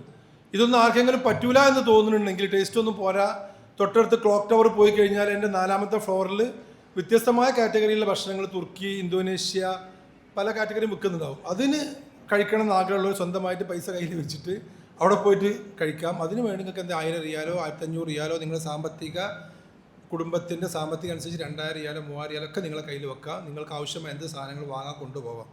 ഗ്രൂപ്പിൽ നിങ്ങൾക്ക് എന്തില്ല, ഒരു ചിലവുമില്ല, ഒരു പിരിവുമില്ല. അനധികൃതമായിട്ടുള്ളൊരു പിരിവോ കായൊന്നും നമ്മൾ അമീറന്മാർ ആരും നിങ്ങളൊക്കെ ഒന്നും വാങ്ങൂല. അവിടെ പൈസ വേണം, ഇവിടെ പൈസ വേണം എന്നൊന്നും വാങ്ങൂല. നിങ്ങൾ എന്തെങ്കിലുമൊക്കെ അമീറന്മാർ നിങ്ങളെ ഹിദ്മത്ത് ചെയ്യുമ്പോൾ അവർ തൃപ്തിപ്പെട്ട് നിങ്ങൾ പൊരുത്തപ്പെട്ട് നിങ്ങൾ കൊടുത്താൽ അവരെന്ത് ചെയ്യും, സന്തോഷത്തോട് സ്വീകരിക്കും എന്നല്ലാതെ നമ്മളെ ഗ്രൂപ്പിനെ സംബന്ധിച്ചിടത്തോളം ഉംറക്ക് പോയാലും ഹജ്ജിന് പോയാലും അനധികൃതമായിട്ടൊരു പിരിവോ കാര്യങ്ങളോ നമ്മളെ ഗ്രൂപ്പിൽ എന്തുണ്ടാവില്ല, ഒരു സംഗതി ഉണ്ടാവില്ല. പിന്നെ ഓരോ ഗ്രൂപ്പിനും നേതൃത്വം കൊടുക്കുന്ന അമീറന്മാർ, നിങ്ങൾ വ്യത്യസ്തമായ ആശയങ്ങൾ വിശ്വസിക്കുന്ന ഒരുപാട് ആളുകളുണ്ടായിരിക്കും. നമ്മളിത് സെലക്ട് ചെയ്യുന്ന സമയത്ത് ഇപ്പോൾ ഒരു സംഘടനാ ഗ്രൂപ്പാണെങ്കിൽ സുന്നി എന്ന രീതിയിൽ വരുമ്പോൾ സുന്നികൾ മാത്രമേ ഇതിലുണ്ടാവുള്ളൂ. ഉദാഹരണം പറയാം, കാരണം അത് SYSൻ്റെ ഗ്രൂപ്പാണ്, ഇത് SKSFൻ്റെ ഗ്രൂപ്പ്, അങ്ങനെ ഓരോ സംഘടന പറയുമല്ലോ. നമ്മൾ പ്രൈവറ്റ് കമ്പനിയാണ്. അപ്പോൾ സ്വാഭാവികമായിട്ട് നമ്മളിതിൽ എല്ലാവരും വന്ന് രജിസ്റ്റർ ചെയ്യും. സുന്നികളുണ്ടായിരിക്കും, മുജാഹിദ് ഉണ്ടായിരിക്കും, വ്യത്യസ്തമായ തബ്ലീഗുണ്ട്, പല ആശയങ്ങളുണ്ടായിരിക്കും. അപ്പോൾ ഭൂരിപക്ഷവും സുന്നി ആശയപ്രകാരം പോകുന്ന ആളുകളാണ്, അമീറന്മാരാണ് നമ്മളെ കൂട്ടത്തിലുള്ളത്. ആർക്കെങ്കിലും എന്തെങ്കിലും അഭിപ്രായ വ്യത്യാസങ്ങൾ ഉണ്ടെങ്കിൽ നല്ല രീതിയിൽ ഉസ്താദുമാരുമായി പറഞ്ഞിട്ട് എന്ത് ചെയ്യുക, അവർക്ക് സ്വന്തമായ രീതിയിൽ അമലുകൾ ചെയ്യാനും ഇബാദത്ത് ചെയ്യാനുള്ള അവസരം ഗ്രൂപ്പ് തരും. നിർബന്ധിതമായ സംഗതി ആരെയും നമ്മൾ അടിച്ചേൽപ്പിക്കില്ല. പക്ഷെ നിങ്ങൾ പഠിച്ച കാര്യങ്ങൾ ശരിയാണെന്നും ഇവർ പഠിച്ച കാര്യങ്ങൾ തെറ്റാണെന്നും അങ്ങോട്ടും ഇങ്ങോട്ടും പറഞ്ഞ് ഗ്രൂപ്പിൽ എന്ത് ചെയ്യരുത്, ഒരു അഭിപ്രായ വ്യത്യാസം ഉണ്ടാക്കുന്ന സാഹചര്യം ആരും വരുത്താൻ പാടില്ല. ഓരോ ഗ്രൂപ്പിനും ഓരോ അമീറുണ്ടാവും. ആ അമീറെ നിർബന്ധമായിട്ട് അംഗീകരിക്കാം. അയാൾ പഠിച്ചതാണ് അയാൾ പറയുന്നത്. നിങ്ങളുടെ ആശയത്തിൽ അത് ഉൾക്കൊള്ളാൻ കഴിയുന്നില്ലെങ്കിൽ നിങ്ങൾക്ക് എന്ത് ചെയ്യാം, ഭക്ഷണം കഴിക്കാം, റൂമിൽ വന്ന് കിടന്നുറങ്ങാം, അദ്ദേഹത്തിൻ്റെ കൂടെ യാത്ര ചെയ്യാം. ഇപ്പോൾ മറ്റുള്ള സംഗതികൾ, അഭിപ്രായത്തിലുള്ള കാര്യങ്ങൾ നിങ്ങൾ എന്ത് ചെയ്യാം, ആ ഉസ്താദുമായി മാറി നിന്നിട്ട് നിങ്ങൾക്ക് ആലോചിക്കാം. ഇനി സംശയം മൂപ്പര് പറഞ്ഞത് തെറ്റുണ്ടെങ്കിൽ, ഒരു ക്ലാസ് നടക്കുന്ന സമയത്താണ് ഈ അഭിപ്രായ വ്യത്യാസം വരുന്നെങ്കിൽ ആ ക്ലാസ്സിൽ നിന്ന് പരസ്യമായി ചോദിച്ചിട്ട് ഗ്രൂപ്പിൽ കുഴപ്പമുണ്ടാക്കരുത്. 500 ആൾ 400 ആളൊക്കെ ക്ലാസ്സിലുണ്ടാവും, അറഫയിലും മിനിയിലൊക്കെ. ആ ഉസ്താദുമായി ബന്ധപ്പെട്ട ഉസ്താദിനെ ചോദിക്കും, ഉസ്താദ് നിങ്ങൾ ഇങ്ങനെ പറഞ്ഞ മസലയിൽ ചെറിയ സംശയമുണ്ട്, എനിക്കൊന്ന് ക്ലിയർ ആക്കി തരണമെന്ന് പറഞ്ഞാൽ ആ ഉസ്താദ് പഠിച്ച മസല എന്താണോ അത് സത്യസന്ധമായി നിങ്ങൾക്ക് പറഞ്ഞു തരും. നമ്മൾ തമ്മിൽ എന്ത് ചെയ്യാൻ പാടില്ല, ഒരു കാരണവശാലും ഹജ്ജിന് പോയിട്ട് ഒരു സംഘടനാ പക്ഷപാതത്തുണ്ടായിട്ട് അഭിപ്രായത്തിൽ ഉണ്ടെങ്കിൽ പിരിയുന്ന സാഹചര്യം നമ്മുടെ ഇടയിൽ പാടില്ല. കാര്യം പ്രത്യേകമായി തന്നെ ശ്രദ്ധിക്കുക. അത് മദ്യം പറയാനും അത് തീർമാനം സുന്നികളോട് പ്രത്യേകമായി ഐക്യം കൂടി മുജാഹിദിനോട് വിഭാഗീയത കാട്ടിയതൊന്നും നമ്മളെ ഗ്രൂപ്പിൽ ചർച്ച ചെയ്യാൻ പാടില്ല. നമ്മളെല്ലാവരും മുസ്ലിം എന്ന കൺസെപ്റ്റ് കണ്ട് ഒരേ മനസ്സോടുകൂടി ഒരേ ചിന്തയോടുകൂടി പോകുന്ന അവസ്ഥയിലേക്ക് നമുക്ക് വരാൻ പാടുള്ളൂ. ഈ ഹജ്ജ് കഴിഞ്ഞാൽ നമ്മൾ എന്ത് ചെയ്യുന്നറിയോ, ഇവിടെ ഹജ്ജ് സംഗമം വിളിക്കും. ഇതേപോലെ എല്ലാവരും വരും, ഈ മൈക്ക് എടുക്കും, അഭിപ്രായങ്ങൾ പറയും, ഫീഡ്ബാക്ക് ഒക്കെ പറയും. അത് നമ്മൾ പറയിപ്പിക്കാനുള്ള കാരണം എന്താണെന്ന് വെച്ച് കഴിഞ്ഞാൽ എന്തെങ്കിലും പോരായ്മകൾ ഉണ്ടെങ്കിൽ തിരുത്താൻ വേണ്ടിയിട്ടാണ്. അപ്പോൾ അത് നമ്മൾ എല്ലാ വർഷവും ഇതേപോലെ നടത്താറുണ്ട്. അപ്പോൾ അടുത്ത വർഷവും നമ്മൾ എന്ത് ചെയ്യും, ഇതിൽ പോയി വന്നുമ്പോൾ കുറേ ആൾക്കാർ നല്ല നല്ല അഭിപ്രായങ്ങൾ പറയും, കുറേ ആൾക്കാർ എന്തെങ്കിലും ബാഡ് കമൻറ്റുകൾ പറയും. അതൊക്കെ നമ്മൾ തിരുത്തി മുന്നോട്ട് പോകും. അപ്പോൾ ആശയപരമായിട്ട് മറ്റുള്ള എന്തെങ്കിലും അഭിപ്രായ വ്യത്യാസങ്ങൾ ഉണ്ടെങ്കിൽ അതൊക്കെ എന്ത് ചെയ്യുക, നമ്മളെ പരസ്പരമുള്ള സ്നേഹവും സൗഹാർദ്ദവും മാറ്റി വെച്ച് എന്ത് ചെയ്യുക, അപ്പോൾ അത് കേൾക്കുകയും സംശയമുള്ള ഉസ്താദുമാരുമായി ക്ലിയർ ആക്കുകയും ചെയ്യുക. ഞങ്ങളൊരു സംവിധാനം ഈ രീതിയിലാണ് ഞങ്ങൾ സെറ്റാക്കിയിട്ടുള്ളത്. ഞങ്ങളെ കൊണ്ട് കഴിയുന്ന രീതിയിൽ എല്ലായിടത്തും ഏറ്റവും നല്ല സൗകര്യങ്ങൾ നന്നായി നിങ്ങൾക്ക് തരും. ചികിത്സ എന്ന് പറഞ്ഞു കഴിഞ്ഞാൽ ആജിമാർക്ക് സൗദിയിലെ എല്ലാ ഗവൺമെൻറ് ഹോസ്പിറ്റലുകളിലും സൗജന്യമായ ചികിത്സ കിട്ടും, ഒരു പൈസയും വേണ്ട. പോവാനുള്ള വാഹനത്തിൻ്റെ പൈസ നിങ്ങൾ എടുക്കണം, അത്ര മാത്രമേ ഉള്ളൂ. ആ ഹോസ്പിറ്റലിലേക്ക് എത്താനുള്ള വാഹനത്തിൻ്റെ പൈസ 10-20 റിയാലുണ്ടെങ്കിൽ നിങ്ങൾ കയ്യിൽ വെക്കണം. പിന്നെ പ്രൈവറ്റായിട്ട് കുറേ ആശുപത്രികളുണ്ട് അവിടെ, അബീർ, അതുപോലെ തന്നെ ഏഷ്യൻ പോളിക്ലിനിക്, ഇവിടെ മലയാളി ഡോക്ടർമാരൊക്കെ ഉണ്ടാവും. ഇപ്പോൾ ഒരാൾ പറയുന്നത് എനിക്ക് ഏഷ്യയിലൊന്ന് പോകണം, അബീറിലൊന്ന് പോകണം എന്ന് പറഞ്ഞാൽ നിങ്ങൾ അമീർ നിങ്ങളെ കൂടെ വരാൻ തയ്യാറാണ്, ഗ്രൂപ്പിൻ്റെ ആൾക്കാർ നിങ്ങളുടെ കൂടെ വരാൻ തയ്യാറാണ്. ആ ഹോസ്പിറ്റലിൽ നിങ്ങളൊന്ന് കൊണ്ടുപോയി അഡ്മിറ്റ് ആക്കിയിട്ട് അവിടെ ഒരു ടിപ്പിടോളം നിൽക്കുന്ന സമയം നിങ്ങളെ കൂടെ നിൽക്കാൻ നമ്മൾ തയ്യാറാണ്, ഒക്കെ നമ്മൾ തയ്യാറാണ്. പക്ഷെ എന്ത് ചെയ്യണം, നിങ്ങൾ അവരുടെ ആ പോകാനുള്ള ചിലവുണ്ടാവുമല്ലോ, അത് ആദ്യമാരാണ് സ്വന്തമായി തന്നെ വഹിക്കേണ്ടത്. ഹോസ്പിറ്റലിൽ വേറെ എക്സ്പെൻസ് ഒന്നും ഓൾറെഡി വരുന്നില്ല, അത് പ്രത്യേകമായി ശ്രദ്ധിക്കുക. ആർക്കെങ്കിലും ഹജ്ജ് കഴിഞ്ഞിട്ട് തിരിച്ചു വരാൻ ഇങ്ങോട്ട് കഴിയുന്ന സമയത്ത് കൃത്യമായ ടിക്കറ്റ് നമ്മൾ ഓക്കാക്കിയതാണ്, ശ്രദ്ധിക്കുക. എല്ലാവരും ടിക്കറ്റ് റിട്ടേൺ ഓക്കാക്കിയിട്ടാണ് പോകുന്നത്, അങ്ങോട്ടുള്ള ടിക്കറ്റ് ഓക്കെയാണ്. ആർക്കെങ്കിലും ഹോസ്പിറ്റലൈസ് ചെയ്ത് അവിടെ അഡ്മിറ്റായി ഒരാഴ്ച കഴിഞ്ഞോ 2 ആഴ്ച കഴിഞ്ഞോ വരുന്നെങ്കിൽ ഉപയോഗിച്ച ടിക്കറ്റുകളൊക്കെ ലാപ്സാണ്. എയർ ഇന്ത്യ എക്സ്പ്രസ് റീഫണ്ട് കിട്ടൂല, ഇൻഡിഗോ റീഫണ്ട് കിട്ടൂല, ആകാശ റീഫണ്ട് കിട്ടൂല, ഫ്ലൈനാസ് റീഫണ്ട്, ഇതൊന്നും റീഫണ്ട് കിട്ടുന്ന വിമാനങ്ങളല്ല. ഇതൊക്കെ ലോ കോസ്റ്റ് എയർലൈൻസുകളാണ് ഇന്ത്യയിൽ ഓടിക്കൊണ്ടിരിക്കുന്നത്. ഈ ടിക്കറ്റ് ഒന്നും മാറ്റാനും കഴിയൂല. അപ്പോൾ തിരിച്ച് പോരാനുള്ള പൈസ എന്ത് ചെയ്യണം, അസുഖമോ മറ്റു കാര്യങ്ങളോ വന്നു ഹാജി 1, 2, 3 ദിവസം അല്ലെങ്കിൽ ഒരാഴ്ചയോളം മക്കയിൽ നിൽക്കേണ്ടി വന്നാൽ നിങ്ങൾ നോക്കാനുള്ള ആൾക്കാർ ഞങ്ങളവിടെ സെറ്റാക്കും. അവിടെ എങ്ങനെ വെച്ചാൽ അസുഖം വന്നു കഴിഞ്ഞാൽ നമ്മളവിടെ പോലെ കഞ്ഞി കൊണ്ട് കൊടുക്കാൻ പറ്റൂല, കൂടെ ആൾ നിൽക്കാൻ കഴിയൂല. ഇപ്പോൾ ഒരു ഹോസ്പിറ്റലിൽ ഒരു ചെസ്റ്റ് പെയിനോ കാര്യങ്ങളോ വന്ന് ഒരാൾ അഡ്മിറ്റ് ആക്കി കഴിഞ്ഞാൽ കിട്ടുന്ന ചികിത്സ എന്താണെന്ന് വെച്ച് കഴിഞ്ഞാൽ രാവിലെ 8 മണി മുതൽ 9 മണി വരെ രോഗിയെ നമുക്ക് സന്ദർശിക്കാം. ഉദാഹരണത്തിന് നമ്മുടെ കൂടുതൽ ആഴ്ച അഡ്മിറ്റായി, അപ്പോൾ രാവിലെ 8 മണി മുതൽ 9 മണി വരെ അദ്ദേഹത്തിൻ്റെ ഭാര്യ നമ്മളെ കൂടെ ഉണ്ടെങ്കിൽ ആ ഭാര്യയും കൂട്ടി നമ്മൾ ഹോസ്പിറ്റലിൽ പോകും. നമ്മൾ ആ ഭാര്യയുടെ കൂടെ ഉള്ളിൽ കയറി ആ ആളെ കാണും, തിരിച്ച് നമ്മൾ റൂമിലേക്ക് തന്നെ വരും. വൈകുന്നേരം കാണുന്ന ആഗ്രഹം പറഞ്ഞാൽ വൈകുന്നേരം നമ്മൾ കൊണ്ടുപോയി കാണിച്ചു കൊടുക്കും, തിരിച്ച് വൈകുന്നേരം കൊടുത്തു കൊടുക്കും. ഇത് എത്ര ദിവസം വേണമെങ്കിൽ നമുക്ക് ചെയ്യുന്ന നമ്മൾ തടസ്സമൊന്നുമില്ല. പക്ഷേ അറഫ, മീന, മുസ്തലിഫ പോലുള്ള ദിവസങ്ങളിലാണ് ഒരാൾക്ക് ബുദ്ധിമുട്ട് വന്നെങ്കിൽ ഇദ്ദേഹത്തെ ഏത് ഹോസ്പിറ്റലിലേക്ക് മാറ്റിയെന്ന് പോലും നമുക്കറിയില്ല, ഇദ്ദേഹം എവിടെയെന്ന് പോലും നമുക്കറിയില്ല. കാരണം അറഫയിൽ തന്നെ 9 ഹോസ്പിറ്റലുകളുണ്ട്, ഹജ്ജിന് വേണ്ടി മാത്രം തുറക്കുന്ന 9 ഹോസ്പിറ്റൽ അറഫയിലുണ്ട്. ഇപ്പോൾ ഒരാൾ ദുൽഹജ്ജ് 5-ന് ഹജ്ജിന് ഇഹ്റാം ചെയ്യാൻ വേണ്ടി നിൽക്കുന്ന സമയത്താണ് ചെസ്റ്റ് പെയിനോ അസുഖം വന്നു എന്ന് കൂട്ടുക. അപ്പോൾ നിങ്ങൾ വേറെ കൂട്ടത്തിൽപ്പെട്ട 3-4 ഗ്രൂപ്പിലുണ്ട്, ഒരാൾക്ക് അസുഖം വന്നു, അദ്ദേഹത്തെ ആംബുലൻസിൽ കയറ്റി തൊട്ടടുത്ത് ജർമ്മൻ ഹോസ്പിറ്റലിലോ അവിടെ കുറേ ഹോസ്പിറ്റൽ, ജർമ്മൻ ഹോസ്പിറ്റൽ, അതുപോലെ തന്നെ മദീന അൻസാർ ഹോസ്പിറ്റലൊക്കെ അയാളെ കൊണ്ടുപോകും. അയാളെ കൂടെ ഭാര്യക്കോ ബന്ധുക്കൾക്കോ നിൽക്കാൻ കഴിയില്ല, ഗ്രൂപ്പിനാർക്കും നിൽക്കാൻ കഴിയില്ല. ശ്വാസമുള്ള ഓക്സിജൻ കിട്ടിക്കൊണ്ടിരിക്കുന്ന ഓരോ ആളുകൾക്കും ശരീരത്തിൽ ജീവന്റെ മിടിപ്പ് കുറച്ചെങ്കിലും ബാക്കിയുണ്ടെങ്കിൽ ആ മദീനയിൽ നിന്ന് ഹജ്ജിന് ഇഹ്റാം ചെയ്ത് ഹജ്ജ് വിസയിൽ വന്ന മുഴുവൻ ആളുകളെ എന്ത് ചെയ്യും? അറഫ എന്ന് പറയുന്ന ഭൂമിയിൽ എയർ ആംബുലൻസിലും സാധാരണ ആംബുലൻസിലുമായിട്ട് എത്തിക്കും. അപ്പോൾ നിങ്ങളെ കൂടെ വരുന്ന ഹാജി ആർക്കൊരു ബുദ്ധിമുട്ട് വരാതിരിക്കട്ടെ, അവരെന്തുണ്ടാവും? രോഗബാധിതനാണെങ്കിലും ആ ആംബുലൻസ് അവർ അറഫയിൽ കൊടുന്ന് നിർത്തും. അറഫയിൽ നിന്ന് അവർ ഏതെങ്കിലും ഹോസ്പിറ്റലിലേക്ക് മാറ്റുമ്പോൾ നമ്മളെ കമ്പനിക്ക് ഇൻഫർമേഷൻ പോകും, ഇന്ന ഹോസ്പിറ്റലിലേക്ക് ഇന്ന ആജിയെ മാറ്റിയിരുന്നു, അവിടെ പോയിട്ട് നമുക്ക് കാണാനും പറ്റും. അപ്പോൾ ആ സമയത്തൊന്നും നിങ്ങൾ ഗ്രൂപ്പിൻ്റെ ആളുകൾ എല്ലാവരും ഇവിടെ ഇരിക്കുകയാണ്, എൻ്റെ ഹോസ്പിറ്റലിലാണ്, എൻ്റെ ഹോസ്പിറ്റലിലാണ്, അവിടെ ആരും ആശങ്കപ്പെടരുത്. അതൊക്കെ വളരെ കൃത്യമായിട്ടും സിസ്റ്റമാറ്റിക്കായിട്ടും ആ കാര്യങ്ങൾ നടക്കും. അത് പ്രത്യേകമായി തന്നെ ശ്രദ്ധിക്കുക. പിന്നെ ഇപ്പോൾ കൂടുതൽ സംഭവിക്കാൻ പോണ കാര്യം എന്താ? മരണപ്പെടുക എന്നുള്ള സംഗതിയാണല്ലോ. എല്ലാവർക്കും പേടിയുള്ള കാര്യം അതല്ല. മരിക്കുക, ഹജ്ജിന് പോയാൽ മരിക്കുക, തിരിച്ചു വരാൻ കഴിയില്ല എന്നല്ലേ. മരിച്ചാലും ഏതെല്ലാം ഇങ്ങോട്ട് കൊണ്ടുവരിക എന്നുള്ള കാര്യം ഉറപ്പാണ് അല്ലേ. നമ്മുടെ നാട്ടിൽ നിന്ന് മരിച്ചാൽ, അബുദാബിയിൽ നിന്ന് മരിച്ചാലും ദുബായിൽ നിന്ന് മരിച്ചാലും കൊണ്ടുവരും, ജിദ്ദിയിൽ നിന്ന് മരിച്ചാലും കൊണ്ടുവരും. ഹജ്ജിന് പോയിട്ട് ആരും മരിച്ചാലും എന്താവില്ല, ഇങ്ങോട്ട് കൊണ്ടുവരില്ല, അവിടെ തന്നെ പറയുള്ളൂ. അപ്പോൾ നമ്മളെ യാത്ര ഒരു അവസാന യാത്രയായിട്ട് കണക്കാക്കിയിട്ട് തന്നെ പോവുക. സന്തോഷവും തിരിച്ചുള്ള ഭാഗ്യം അല്ലാഹു നൽകട്ടെ. പിന്നെ ഈ മുമ്പ് പറഞ്ഞ പോലെ എന്തെങ്കിലുമൊക്കെ പോരായ്മകളോ ബുദ്ധിമുട്ടുകളോ ഒക്കെ ഇതിൽ വരുന്നുണ്ടെങ്കിൽ അതൊക്കെ പരസ്പരം എന്ത് ചെയ്യുക, അങ്ങോട്ടും ഇങ്ങോട്ടും സഹകരിച്ച് ഒരു കുടുംബമായി ഒരു ടീമായി എന്ത് ചെയ്യുക, നമ്മൾ മുന്നോട്ട് പോകും. ഞാൻ നേരത്തെ പറഞ്ഞ പോലെ 100% ഇതിനു വേണ്ടി ചെലവഴിക്കുന്ന സമ്പത്തുകളും സമയങ്ങളും കാര്യങ്ങളും പരിപൂർണമായി തന്നെ നിങ്ങൾ ഹലാലാണെന്ന് 100% ഉറപ്പുവരുത്തുക. ഹലാലില്ലാത്ത പൈസ കൊണ്ട് ഹജ്ജിന് വന്നിട്ടുണ്ടെങ്കിൽ ഒരുപാട് പൊറുതിയോടെ അവിടെ ചെന്നുണ്ടാവും. തൊട്ടടുത്ത് ബെഡ് കിടക്കുന്ന ആളെ നിങ്ങൾക്ക് പറ്റൂല, ഞാൻ തരുന്ന ഭക്ഷണം നിങ്ങൾക്ക് പറ്റൂല, അറഫി മിനി മുസ്തലിഫും നിങ്ങൾക്ക് പറ്റൂല. നിങ്ങൾക്ക് നിങ്ങൾ ഒരുയാതി പൊറുതിയോടും ഗ്രൂപ്പിൽ കുഴപ്പമുണ്ടാക്കാൻ കച്ചറ ഉണ്ടാക്കാനൊക്കെ ഇങ്ങനെ തോന്നും. നിങ്ങൾ ഭയങ്കര പ്രശ്നക്കാരനേക്കാരും. ഞാൻ കുറേ ആൾക്കാരെ അങ്ങനെ കണ്ടിട്ടുണ്ട്. അപ്പം 100% ഹലാലായ പൈസയാണ് ഹജ്ജിന് ഞാൻ ചിലവാക്കുന്നത് എന്ന് 100% നിങ്ങൾ ഉറപ്പ് വരുത്തുക. നിങ്ങളെപ്പോലെ ഞാൻ എപ്പോഴും പറയുന്ന വർത്താനം വെച്ചാൽ, ഒരു പൊതി ചോറോടെ കൊണ്ടുവന്ന് വെച്ചാൽ നിങ്ങൾ കഴിച്ചു എന്ന് ഉറപ്പ് വരുത്തിയിട്ട് എന്ത് ചെയ്യുള്ളൂ, ഞങ്ങൾ ഭക്ഷണം കഴിക്കുള്ളൂ. ആ രീതിയിൽ നിങ്ങളെ ഞങ്ങൾ നോക്കും. 27-28 വർഷമായി അൽഹംദുലില്ലാഹ് ഈ ഫീൽഡിൽ ഞങ്ങളുണ്ട്. ഞങ്ങൾ ഉസ്താദുമാരും ഞങ്ങളുടെ കൂടെ ഉണ്ട്. അതാണ് ഞങ്ങൾ നൽകുന്ന സൗകര്യങ്ങളും കാര്യങ്ങളും. ഇതുമായി ബന്ധപ്പെട്ട് ഇത്രയും കാര്യങ്ങളാണ് ഹജ്ജുമായി ബന്ധപ്പെട്ട് ഇൻഷാ അല്ലാഹ് അറിയിക്കാനുള്ളത്. ഞാൻ നേരത്തെ പറഞ്ഞ പോലെ തന്നെ 500 റിയാൽ അറബിന് ആവശ്യമുള്ളവരെടുക്കുക. പിന്നെ നിങ്ങളുടെ കയ്യിൽ നിങ്ങളുടെ കുടുംബത്തിൻ്റെ സാമ്പത്തികം അനുസരിച്ച് എത്ര പൈസ വേണമെങ്കിൽ കൊണ്ടുപോകണതിന് നമുക്കെന്തില്ല, ഒരു കുഴപ്പമില്ല. 2000 റിയാലോ 5000 റിയാലോ 3000 റിയാലോ കൊണ്ടുവരാം. ഇപ്പോൾ 24 റുപ്യ 50 പൈസ 30 പൈസ ഒക്കെ റേറ്റ് ഉണ്ട്. ഇനി തിരിച്ചു വരുമ്പോൾ ഒരു 10 പൈസ കൂടുക എന്നല്ലാതെ കുറയില്ല, നഷ്ടമൊന്നും ഉണ്ടാവില്ല വാങ്ങിക്കൊണ്ടായാൽ. നമ്മൾ വരുമ്പോൾ ഇവിടുത്തെ പൈസൻ്റെ മൂല്യം ചിലപ്പോൾ പിന്നെയും കുറഞ്ഞിട്ടുണ്ടാവും. അത് പ്രത്യേകമായി തന്നെ ശ്രദ്ധിക്കുക.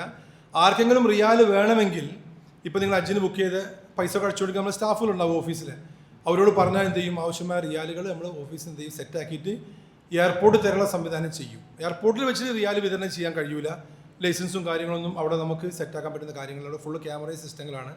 അപ്പോൾ ആർക്കെങ്കിലും 5000 റിയാലോ 2000 റിയാലോ 1000 റിയാലോ ഒക്കെ വേണമെങ്കിൽ നിങ്ങൾ പുറത്തുനിന്ന് കിട്ടുമെന്നുള്ളത് നോക്കുക. ഇവിടെ പിന്നെ എന്ത് ചെയ്യുക, നമ്മൾ സ്വാഭാവികമായിട്ടും മറ്റേ ആവശ്യമായ റിയാലുകൾ നിങ്ങൾ ഓഫീസിൽ വിളിച്ച് പറഞ്ഞാൽ അവരെന്ത് ചെയ്യും, പോകുന്ന സമയത്തിന് മുമ്പായി സെറ്റാക്കിയിട്ട് കവറിലായിട്ട് പാക്ക് ചെയ്തിട്ട് നിങ്ങൾ അമീർ മുഖേന നിങ്ങൾ എയർപോർട്ടിലുള്ള സംവിധാനങ്ങൾ ഇൻഷാ അല്ലാഹ് ചെയ്യും.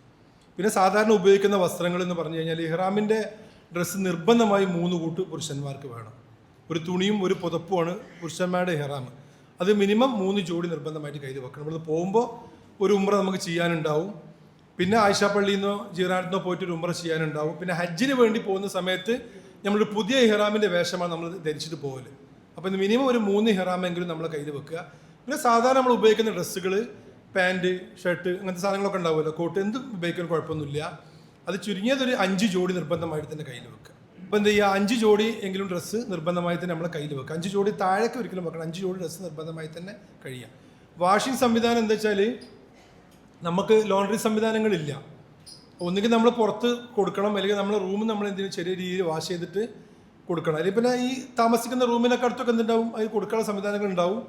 പിന്നെ ഹോട്ടലിൽ വന്ന് കളക്ട് ചെയ്യുന്ന സംവിധാനങ്ങൾ ഉണ്ടാവും. അത് ഈ പാക്കേജിൽ ഇൻക്ലൂഡിങ് അല്ല. അത് ഓൾറെഡി അതിന് 5 റിയാലോ 10 റിയാലോ വാഷിങ്ങിന് കൊടുക്കുന്ന സമയത്ത് നിങ്ങൾ ചെയ്യേണ്ട കാര്യങ്ങളാണ്. നമ്മൾ കഴിഞ്ഞ വർഷത്തിന് മുമ്പത്തെ വർഷം മൊത്തം വാഷിംഗ് ഏറ്റെടുത്തിരുന്നു. ഹാജിമാരൊക്കെ ഒന്ന് 10-15 റിയാൽ വാങ്ങിയിട്ട് അങ്ങനെ വാഷിങ്ങിന് വേണ്ടി പർദ്ദ കൊടുത്തയച്ച് അവസാനം ഗ്രൂപ്പും പർദ്ദയും ഹാജിയും കൂടി തല്ലുമുടിയായി. ഇതെല്ലാം കൂടി വാഷ് ചെയ്ത് കൊടുത്തിട്ടിട്ട് ആരെ പർദ്ദ എന്ന് അറിയാത്ത രീതിയിൽ അമീറും ഹിൽട്ടൺ എന്ന് പറയുന്ന ഹോട്ടലിൻ്റെ ലോബിയിൽ ഫുള്ള് പറഞ്ഞ, കാരണം ഇതിൻ്റെതാണ്, അത് അവളതാണ്, മറ്റേതായിട്ട് ആകെ പ്രശ്നങ്ങൾ. പക്ഷെ നമ്മളെന്തില്ല, അത് നേരിട്ട് നമ്മൾ ഏറ്റെടുക്കലില്ല. സംവിധാനങ്ങൾ ചെയ്തുതരും, അതിൻ്റെ പൈസകൾ കൊടുക്കുക, അത് ആൾ കൊണ്ടുപോയിട്ട് പാകിസ്ഥാനി വന്ന് കൊണ്ടുപോയിട്ട് നല്ല വൃത്തിയായിട്ട് എന്ത് ചെയ്യും, വാഷ് ചെയ്തിട്ട് തിരിച്ച് മടക്കി വൃത്തിയായി നിങ്ങൾക്ക് കൊണ്ടുതരും. ആ സംവിധാനം ചെയ്യാനുള്ള സൗകര്യങ്ങൾ ഇൻഷാ അല്ലാ നമുക്ക് ഏർപ്പാടാക്കി തരും. പിന്നെ ഡോക്ടർ മുമ്പ് പറഞ്ഞ പോലെ സാധാരണ ഉപയോഗിക്കുന്ന മരുന്നുകൾ 40 ദിവസത്തേക്കാണ് ഏകദേശം. അധിക ഷെഡ്യൂൾ ഇതിൽ വരുന്നത് 35ഉം 40ഉമാണ്. അപ്പോൾ മിനിമം എന്ത് ചെയ്യുക, 40 ദിവസത്തേക്കുള്ള മരുന്ന് നിർബന്ധമായി തന്നെ ആളുകൾ കയ്യിൽ കരുതുക. അത് എല്ലാത്തിനും അത് ഡോക്ടർ പറഞ്ഞല്ലോ, പ്രിസ്ക്രിപ്ഷൻ വേണം, എല്ലാ മരുന്നിൻ്റെയും ലിസ്റ്റും കാര്യങ്ങളും വേണം. എന്ത് മരുന്നാണ് കൊണ്ടുപോകുന്നത് അതിൻ്റെ ബില്ല് കാര്യങ്ങൾ നിർബന്ധമായി തന്നെ ഡോക്ടർ നേരത്തെ പറഞ്ഞ പോലെ കയ്യിൽ വെക്കണം. ഇത്രയും കാര്യങ്ങളാണ്. പിന്നെ ഈ ഞാൻ ഒരു വീൽ ചെയറിൻ്റെ കാര്യം പറഞ്ഞില്ല, ആർക്കെങ്കിലും തള്ളേണ്ട ആവശ്യം വന്നാൽ 5000 റിയാൽ മിനിമം ചിലവ് വരും. 5000 റിയാൽ പറഞ്ഞാൽ 1,10,000 റുപ്യ ഒരാളെങ്ങനെ തള്ളി കൊണ്ടുപോകാൻ 5 ദിവസത്തിന്. അതാണ് അവിടുത്തെ ചിലവ്. ആളെ കിട്ടാനും പ്രയാസമാണ്. അപ്പോൾ ആർക്കെങ്കിലും വേണമെങ്കിൽ ആ സംവിധാനം ഉപയോഗപ്പെടുത്താൻ വേണ്ട പൈസ എന്ത് ചെയ്യും, നിങ്ങൾ അഡീഷണൽ ആയിട്ട് നിങ്ങളെ കയ്യിൽ കരുതണം. പിന്നെ ഇപ്പോൾ പറഞ്ഞ മാതിരി പേടി എന്നുള്ള സാധനം പരിപൂർണമായി തന്നെ ഒഴിവാക്കുക. നിങ്ങളെ വീട്ടിൽ നിങ്ങളെ മക്കൾ ഏത് രീതിയിലാണോ നിങ്ങളെ നോക്കിക്കൊണ്ടിരിക്കുന്നത് ആ രീതിയിൽ എന്ത് ചെയ്യും, ഈ ഉസ്താദുമാരും ഞങ്ങളൊക്കെ നിങ്ങളെ നോക്കാൻ നിങ്ങളെ കൂടെ ഉണ്ടാവും. നിങ്ങൾ പരിപൂർണമായി തന്നെ വിശ്വസിക്കുക. എല്ലാത്തിനും ഞങ്ങൾ നിങ്ങളെ കൂടെ ഉണ്ടാവും, ഒരു പേടിയും പഠിക്കേണ്ട. പിന്നെ എന്ത് ചെയ്യുക, പരസ്പരമുള്ള സംസാരം. ബഹുമാനം എന്ന് പറയുന്ന സാധനം അങ്ങോട്ട് കൊടുത്താൽ ഇങ്ങോട്ട് കിട്ടുന്ന സാധനമാണ്. അങ്ങനെയാണ് നമ്മളെ പരിചയമുള്ളത് അല്ലേ? ഈ ഇരിക്കുന്ന ആളുകളൊക്കെ ആരാന്ന് അറിയില്ല. ഇതൊക്കെ ഓരോ പള്ളിക്കൽ മാസം കണ്ടാൽ ഉറപ്പിക്കുന്ന ഉസ്താദുമാരാണ്. ഓരോ മഹലിലും 2000-2500 വീടൊക്കെ ഉള്ള മഹലിലെ ആളുകൾ നിക്കാഹ് ചൊല്ലി കൊടുക്കാൻ അധികാരമുള്ള ആൾക്കാർ. അതൊക്കെ ഇവർ അമീറന്മാർ എന്ന രീതിയിൽ നമുക്ക് ഹിദമത്തിന് വേണ്ടി പോരുകയാണ്. അപ്പോൾ അവരോടൊന്നും എന്ത് ചെയ്യരുത്, അങ്ങോട്ടും അവരുടെ ഭാഗത്ത് നിങ്ങൾക്ക് ഒരു മോശമായ സംസാരം ഉണ്ടാവില്ല, നിങ്ങളുടെ ഭാഗത്ത് നിന്ന് അവരോട് എന്തില്ല, ഒരു മോശമായ സംസാരം വരാൻ പാടില്ല. പരസ്പര ബഹുമാനം എല്ലാവരും അങ്ങോട്ടും ഇങ്ങോട്ടും നിലനിർത്തി ഹജ്ജാണെന്നുള്ള ഒരു ആത്മീയത ഉൾക്കൊണ്ടുകൊണ്ട് തന്നെ ഇൻഷാ അല്ലാഹ് മുന്നോട്ട് പോകാൻ അള്ളാഹു സഹായിക്കട്ടെ. ഇനി ഇതിൻ്റെ പ്രധാനപ്പെട്ടൊരു ഭാഗമാണ് ഹജ്ജുമായി ബന്ധപ്പെട്ട നമ്മളെ അമലുകളെ കുറിച്ച്. അത് നമ്മളെ ഈ ഗ്രൂപ്പിൻ്റെ ചീഫ് അമീർ കാസിമി ഉസ്താദ് ഇൻഷാ അല്ലാഹ് വിശദമായി തന്നെ പറയും. 5 മിനിറ്റ് നാസർ ഉസ്താദ് സംസാരിക്കും. അസ്സലാമു അലൈക്കും വറഹ്മത്തുള്ളാഹി വബറകാതുഹു. ആശംസ പറയേണ്ട സമയമല്ല, സാങ്കേതികമായി നമ്മൾ മനസ്സിലാക്കേണ്ട ജീവിതത്തിലെ ഏറ്റവും പ്രധാനപ്പെട്ട ഒരു യാത്രയിലാണ് നമ്മൾ ഒരുങ്ങാനിരിക്കുന്നത്. ആ ഒരു ഓർമ്മ നമ്മുടെ ട്രാവൽസിൻ്റെ MD-മാർ വേണ്ട വിധം നമ്മളെ ഓർമ്മപ്പെടുത്തി. ഹജ്ജിന് പണം അടച്ച് ഹജ്ജിന് പോകാൻ നെയ്യത്ത് വെച്ച് കരുതിയിരിക്കുന്ന ആളുകൾ നേരത്തെ മന്ദരായ റഷീദാജിയുടെ സംസാരത്തിലും ഡോക്ടറുടെ സംസാരത്തിലൊക്കെ പ്രധാനമായി നമുക്ക് ഒരുക്കി വെക്കേണ്ട ഒന്ന് 5 കൂട്ടം 6 കൂട്ടം പർദ്ദകളും സോക്സുകളും 4 കൂട്ടം ഇഹ്റാമിൻ്റെ വസ്ത്രങ്ങളും അതിനേക്കാൾ ഉപരി ആദ്യമായി നമ്മുടെ ലഗേജിലുണ്ടാവേണ്ടത് ഒരു വലിയ അമാനത്താവുന്ന ക്ഷമ എന്നതാണ്. അല്ലാഹു സുബ്ഹാനഹു വ തആല നമുക്കെല്ലാവർക്കും അത് നൽകുമാറാവട്ടെ. ആ ക്ഷമ നമുക്കുണ്ടെങ്കിൽ അള്ളാഹുവിൻ്റെ വിരുന്നുകാരായി അള്ളാഹു നമ്മെ സ്വീകരിക്കും. അള്ളാഹുവിൻ്റെ വിരുന്നുകാരനായി അള്ളാഹു നമ്മെ സ്വീകരിച്ചാൽ, ഒരു വിരുന്നുകാർക്ക് നമ്മുടെ വിരുന്നുകാരൻ നമ്മുടെ വീട്ടിൽ വന്നാൽ ആ വീട്ടിലെ ഏറ്റവും നല്ല ചെയറായിരിക്കും നമ്മൾ ആ വിരുന്നുകാരന് കൊടുക്കുക. ആ വീട്ടിലെ ഏറ്റവും നല്ല പാത്രങ്ങളായിരിക്കും ഭക്ഷണം വിളമ്പാൻ. വീട്ടുകാർ വരെ ഉപയോഗിക്കാത്ത പാത്രത്തിലായിരിക്കും നമ്മൾ ആ ഗസ്റ്റിന് ഭക്ഷണം കൊടുക്കുക. ഏറ്റവും രുചികരമായ ഭക്ഷണം ഏത് രൂപത്തിൽ ഉണ്ടാക്കണമെന്ന് നമ്മുടെ വീട്ടുകാരി അതുകൊണ്ട് തന്നെ നല്ല ഭക്ഷണം, സ്വാദിഷ്ടമായ ഭക്ഷണം ഉണ്ടാക്കി ആ വിരുന്നുകാരൻ്റെ മനസ്സ് എത്ര കണ്ട് കവർന്നെടുക്കാൻ പറ്റുമോ, ആകർഷിപ്പിക്കാൻ പറ്റുമോ ആ രൂപത്തിൽ ചെയ്യണമെന്ന് ഹബീബന മുഹമ്മദുർ റസൂലുള്ളാഹി നമ്മോട് പറഞ്ഞിട്ടുമുണ്ടല്ലോ. ആ ഒരു സംസ്കാരം നമ്മൾ പഠിച്ചതാണ്. അതുപോലെ തന്നെയാണ് അള്ളാഹുവിൻ്റെ വിരുന്നുകാരായി അള്ളാഹു നമ്മെ സ്വീകരിച്ചാൽ ആ വിരുന്നുകാർക്ക് കൊടുക്കേണ്ട മുഴുവൻ സംരക്ഷണങ്ങളും അള്ളാഹു നമുക്ക് തരും. റഷീദാജിയുടെ സംസാരത്തിൽ ഊന്നി പറഞ്ഞു, നമ്മൾ ആദ്യം വിരുന്നുകാരായി മാറാൻ കഴിയണം. എങ്ങനെ മാറാൻ കഴിയണം? ഭൗതികമായല്ല, മനസ്സുകൊണ്ട് അള്ളാഹുവിൻ്റെ വിരുന്നുകാരനായ റബ്ബ് എന്നെ കബൂലാക്കണം എന്നൊരു ചിന്ത നമ്മുടെ മനസ്സിലുണ്ടെങ്കിൽ നമ്മളെല്ലാത്തിനും പാകപ്പെട്ടവരായിരിക്കണം. നേരത്തെ റഷീദാജി പറഞ്ഞ സംവിധാനങ്ങളുമൊക്കെ നല്ല സംവിധാനം. ഇത് നമ്മുടെ കേരളത്തിൽ നമ്മുടെ പ്രൈവറ്റ് ട്രാവൽസ് ഹജ്ജ് ചെയ്യുന്ന ട്രാവൽസുകൾ വെച്ച് ഏറ്റവും നല്ല സംവിധാനത്തോടുകൂടെ റാഹത്തോടുകൂടെ നമ്മെ കൊണ്ടുപോവുകയും നമുക്ക് വേണ്ട എല്ലാ കാര്യങ്ങളും ചെയ്തു തരികയും ചെയ്യുന്ന ഒരു ട്രാവൽസ് കൂടിയാണ് നമ്മുടെ സഹാറ ട്രാവൽസ്. ഒരുപാട് സംവിധാനം നമ്മുടെ മുമ്പിൽ പറഞ്ഞു. ഭക്ഷണത്തിൻ്റെയും ഹോട്ടലിൻ്റെയും പ്രത്യേകതകളും രൂപങ്ങളും ഭാവങ്ങളും നമുക്ക് വേണ്ടി എക്സ്ട്രാ ഒരുപാട് കാര്യങ്ങൾ കാശ് ചെലവാക്കി ഒരുപാട് സംവിധാനങ്ങൾ ഒരുക്കുന്ന ഒരുപാട് മാർഗങ്ങളൊക്കെ പറഞ്ഞു. അതൊക്കെ ഒരു പക്ഷേ 90% അത് നടക്കും. പക്ഷേ യാദൃശ്ചികമായി 1000 ആളല്ല, നമ്മൾ 163 പേരാണ് ഇവിടുന്ന് പോകുന്നതെങ്കിൽ എയർപോർട്ടിലെത്തുമ്പോൾ അതിനേക്കാൾ ഉപരിയാവും. ജിദ്ദ എയർപോർട്ടിലെത്തുമ്പോൾ ലക്ഷങ്ങളാവും, മക്കയിലെത്തുമ്പോൾ 10 ലക്ഷങ്ങളാവും, കുറച്ചുകൂടി കഴിയുമ്പോൾ 15 ലക്ഷമാകും. മിനയും മുസ്ദലിഫയും അറഫയും വരുന്ന വഴിക്ക് അത് 23, 30, 35 ലക്ഷവുമാവും. നമ്മുടെ വീട്ടിൽ ഞാനും ഭാര്യയും കുട്ടി മാത്രമാകുമ്പോൾ നമുക്കത് സ്വാതന്ത്ര്യമുണ്ട്. നമ്മുടെ മക്കളും മരുമക്കളും കുട്ടികളും വിരുന്ന് വന്നാൽ നമ്മളെ സ്വാതന്ത്ര്യത്തിന് കുറച്ച് ഭംഗം വരും. നമ്മളത് വിട്ടുകൊടുക്കലുണ്ട്, ക്ഷമിക്കലുണ്ട്. ആ ഒരു ക്ഷമ ഹജ്ജിന് പ്രത്യേകിച്ച് വേണം. ഖലീലുല്ലാഹി ഇബ്രാഹിം നബി അലൈഹിസ്സലാം, മകൻ ഇസ്മായിൽ നബി അലൈഹിസ്സലാം, ഹാജറ ബീബി റളിയല്ലാഹു അൻഹാ ക്ഷമ കൊണ്ട് മുസ്ലിം ലോകത്തിന് കാഴ്ചവെച്ച ഒരു വലിയ പാഠമുണ്ട്. ആ പാഠം ജീവിതത്തിലൂടെ ഉൾക്കൊണ്ടുകൊണ്ട് അത് തനി പകർത്താനാണ് നമ്മളങ്ങോട്ട് പോകുന്നത്. അതുകൊണ്ട് ആ മില്ലത്തിൽപ്പെട്ട നമ്മൾ ആ ക്ഷമയോടുകൂടെ കാര്യം ഇവിടുന്ന് അങ്ങോട്ട് എല്ലായിടത്തും ഹജ്ജിന് ഉംറയ്ക്ക് വേണ്ടി നമ്മൾ വസ്ത്രം വാങ്ങുമ്പോൾ വരെ അവിടെ തർക്കം പാടില്ല എന്ന് ഹദീസിൽ ഖുർആനിൽ നമ്മോട് തർക്കം പാടില്ല. ഹജ്ജിൻ്റെ വേണ്ടിയുള്ള ഒരു വിഷയത്തും തർക്കം പാടില്ല. ടച്ചിൽസിൽ കയറിയിട്ട് ഒരു തൂവാല വാങ്ങാൻ വേണ്ടി നമ്മൾ ചെന്നിട്ട് 20 രൂപ എന്ന് പറയുമ്പോൾ അതൊക്കെ കുറച്ച് കൂടിപ്പോയല്ലോ, 15 രൂപക്ക് തരുമോ എന്ന് ചോദിക്കുന്നത് ശരിയല്ല എന്നാണ് പണ്ഡിതന്മാർ പറയും. കാരണം നമ്മൾ പോകുന്നത് ഹജ്ജിനാണ്. അതുകൊണ്ട് അവിടെ വരെ ഒരു തർക്കം പാടില്ല എന്ന് പറയുമ്പോൾ ഹജ്ജിന് ഇഹ്റാം കെട്ടിയിട്ട് തർക്കിക്കുന്നത് ഒരിക്കലും അത് ഭൂഷണമല്ല എന്നുള്ള കാര്യം നമുക്കറിയാമല്ലോ. അതുകൊണ്ട് നീർപ്പിച്ച് പറയല്ല. അതുകൊണ്ട് എല്ലാവരും നമ്മൾ 200ഓളം വരുന്ന ആളുകൾ നമ്മൾ ഒരുമിച്ച് യാത്ര ചെയ്യുകയാണ്. അതുകൊണ്ട് ഒരുപാട് പ്രയാസങ്ങൾ വരാം, പ്രതിസന്ധികൾ വരാം. നേരത്തെ പറഞ്ഞതുപോലെ ഒരു ചെറിയ ഭക്ഷണത്തിൻ്റെ ഒരു പൊതി നമ്മളെ കയ്യിൽ കിട്ടിയാൽ പരിസരം ഒന്ന് നോക്കണം.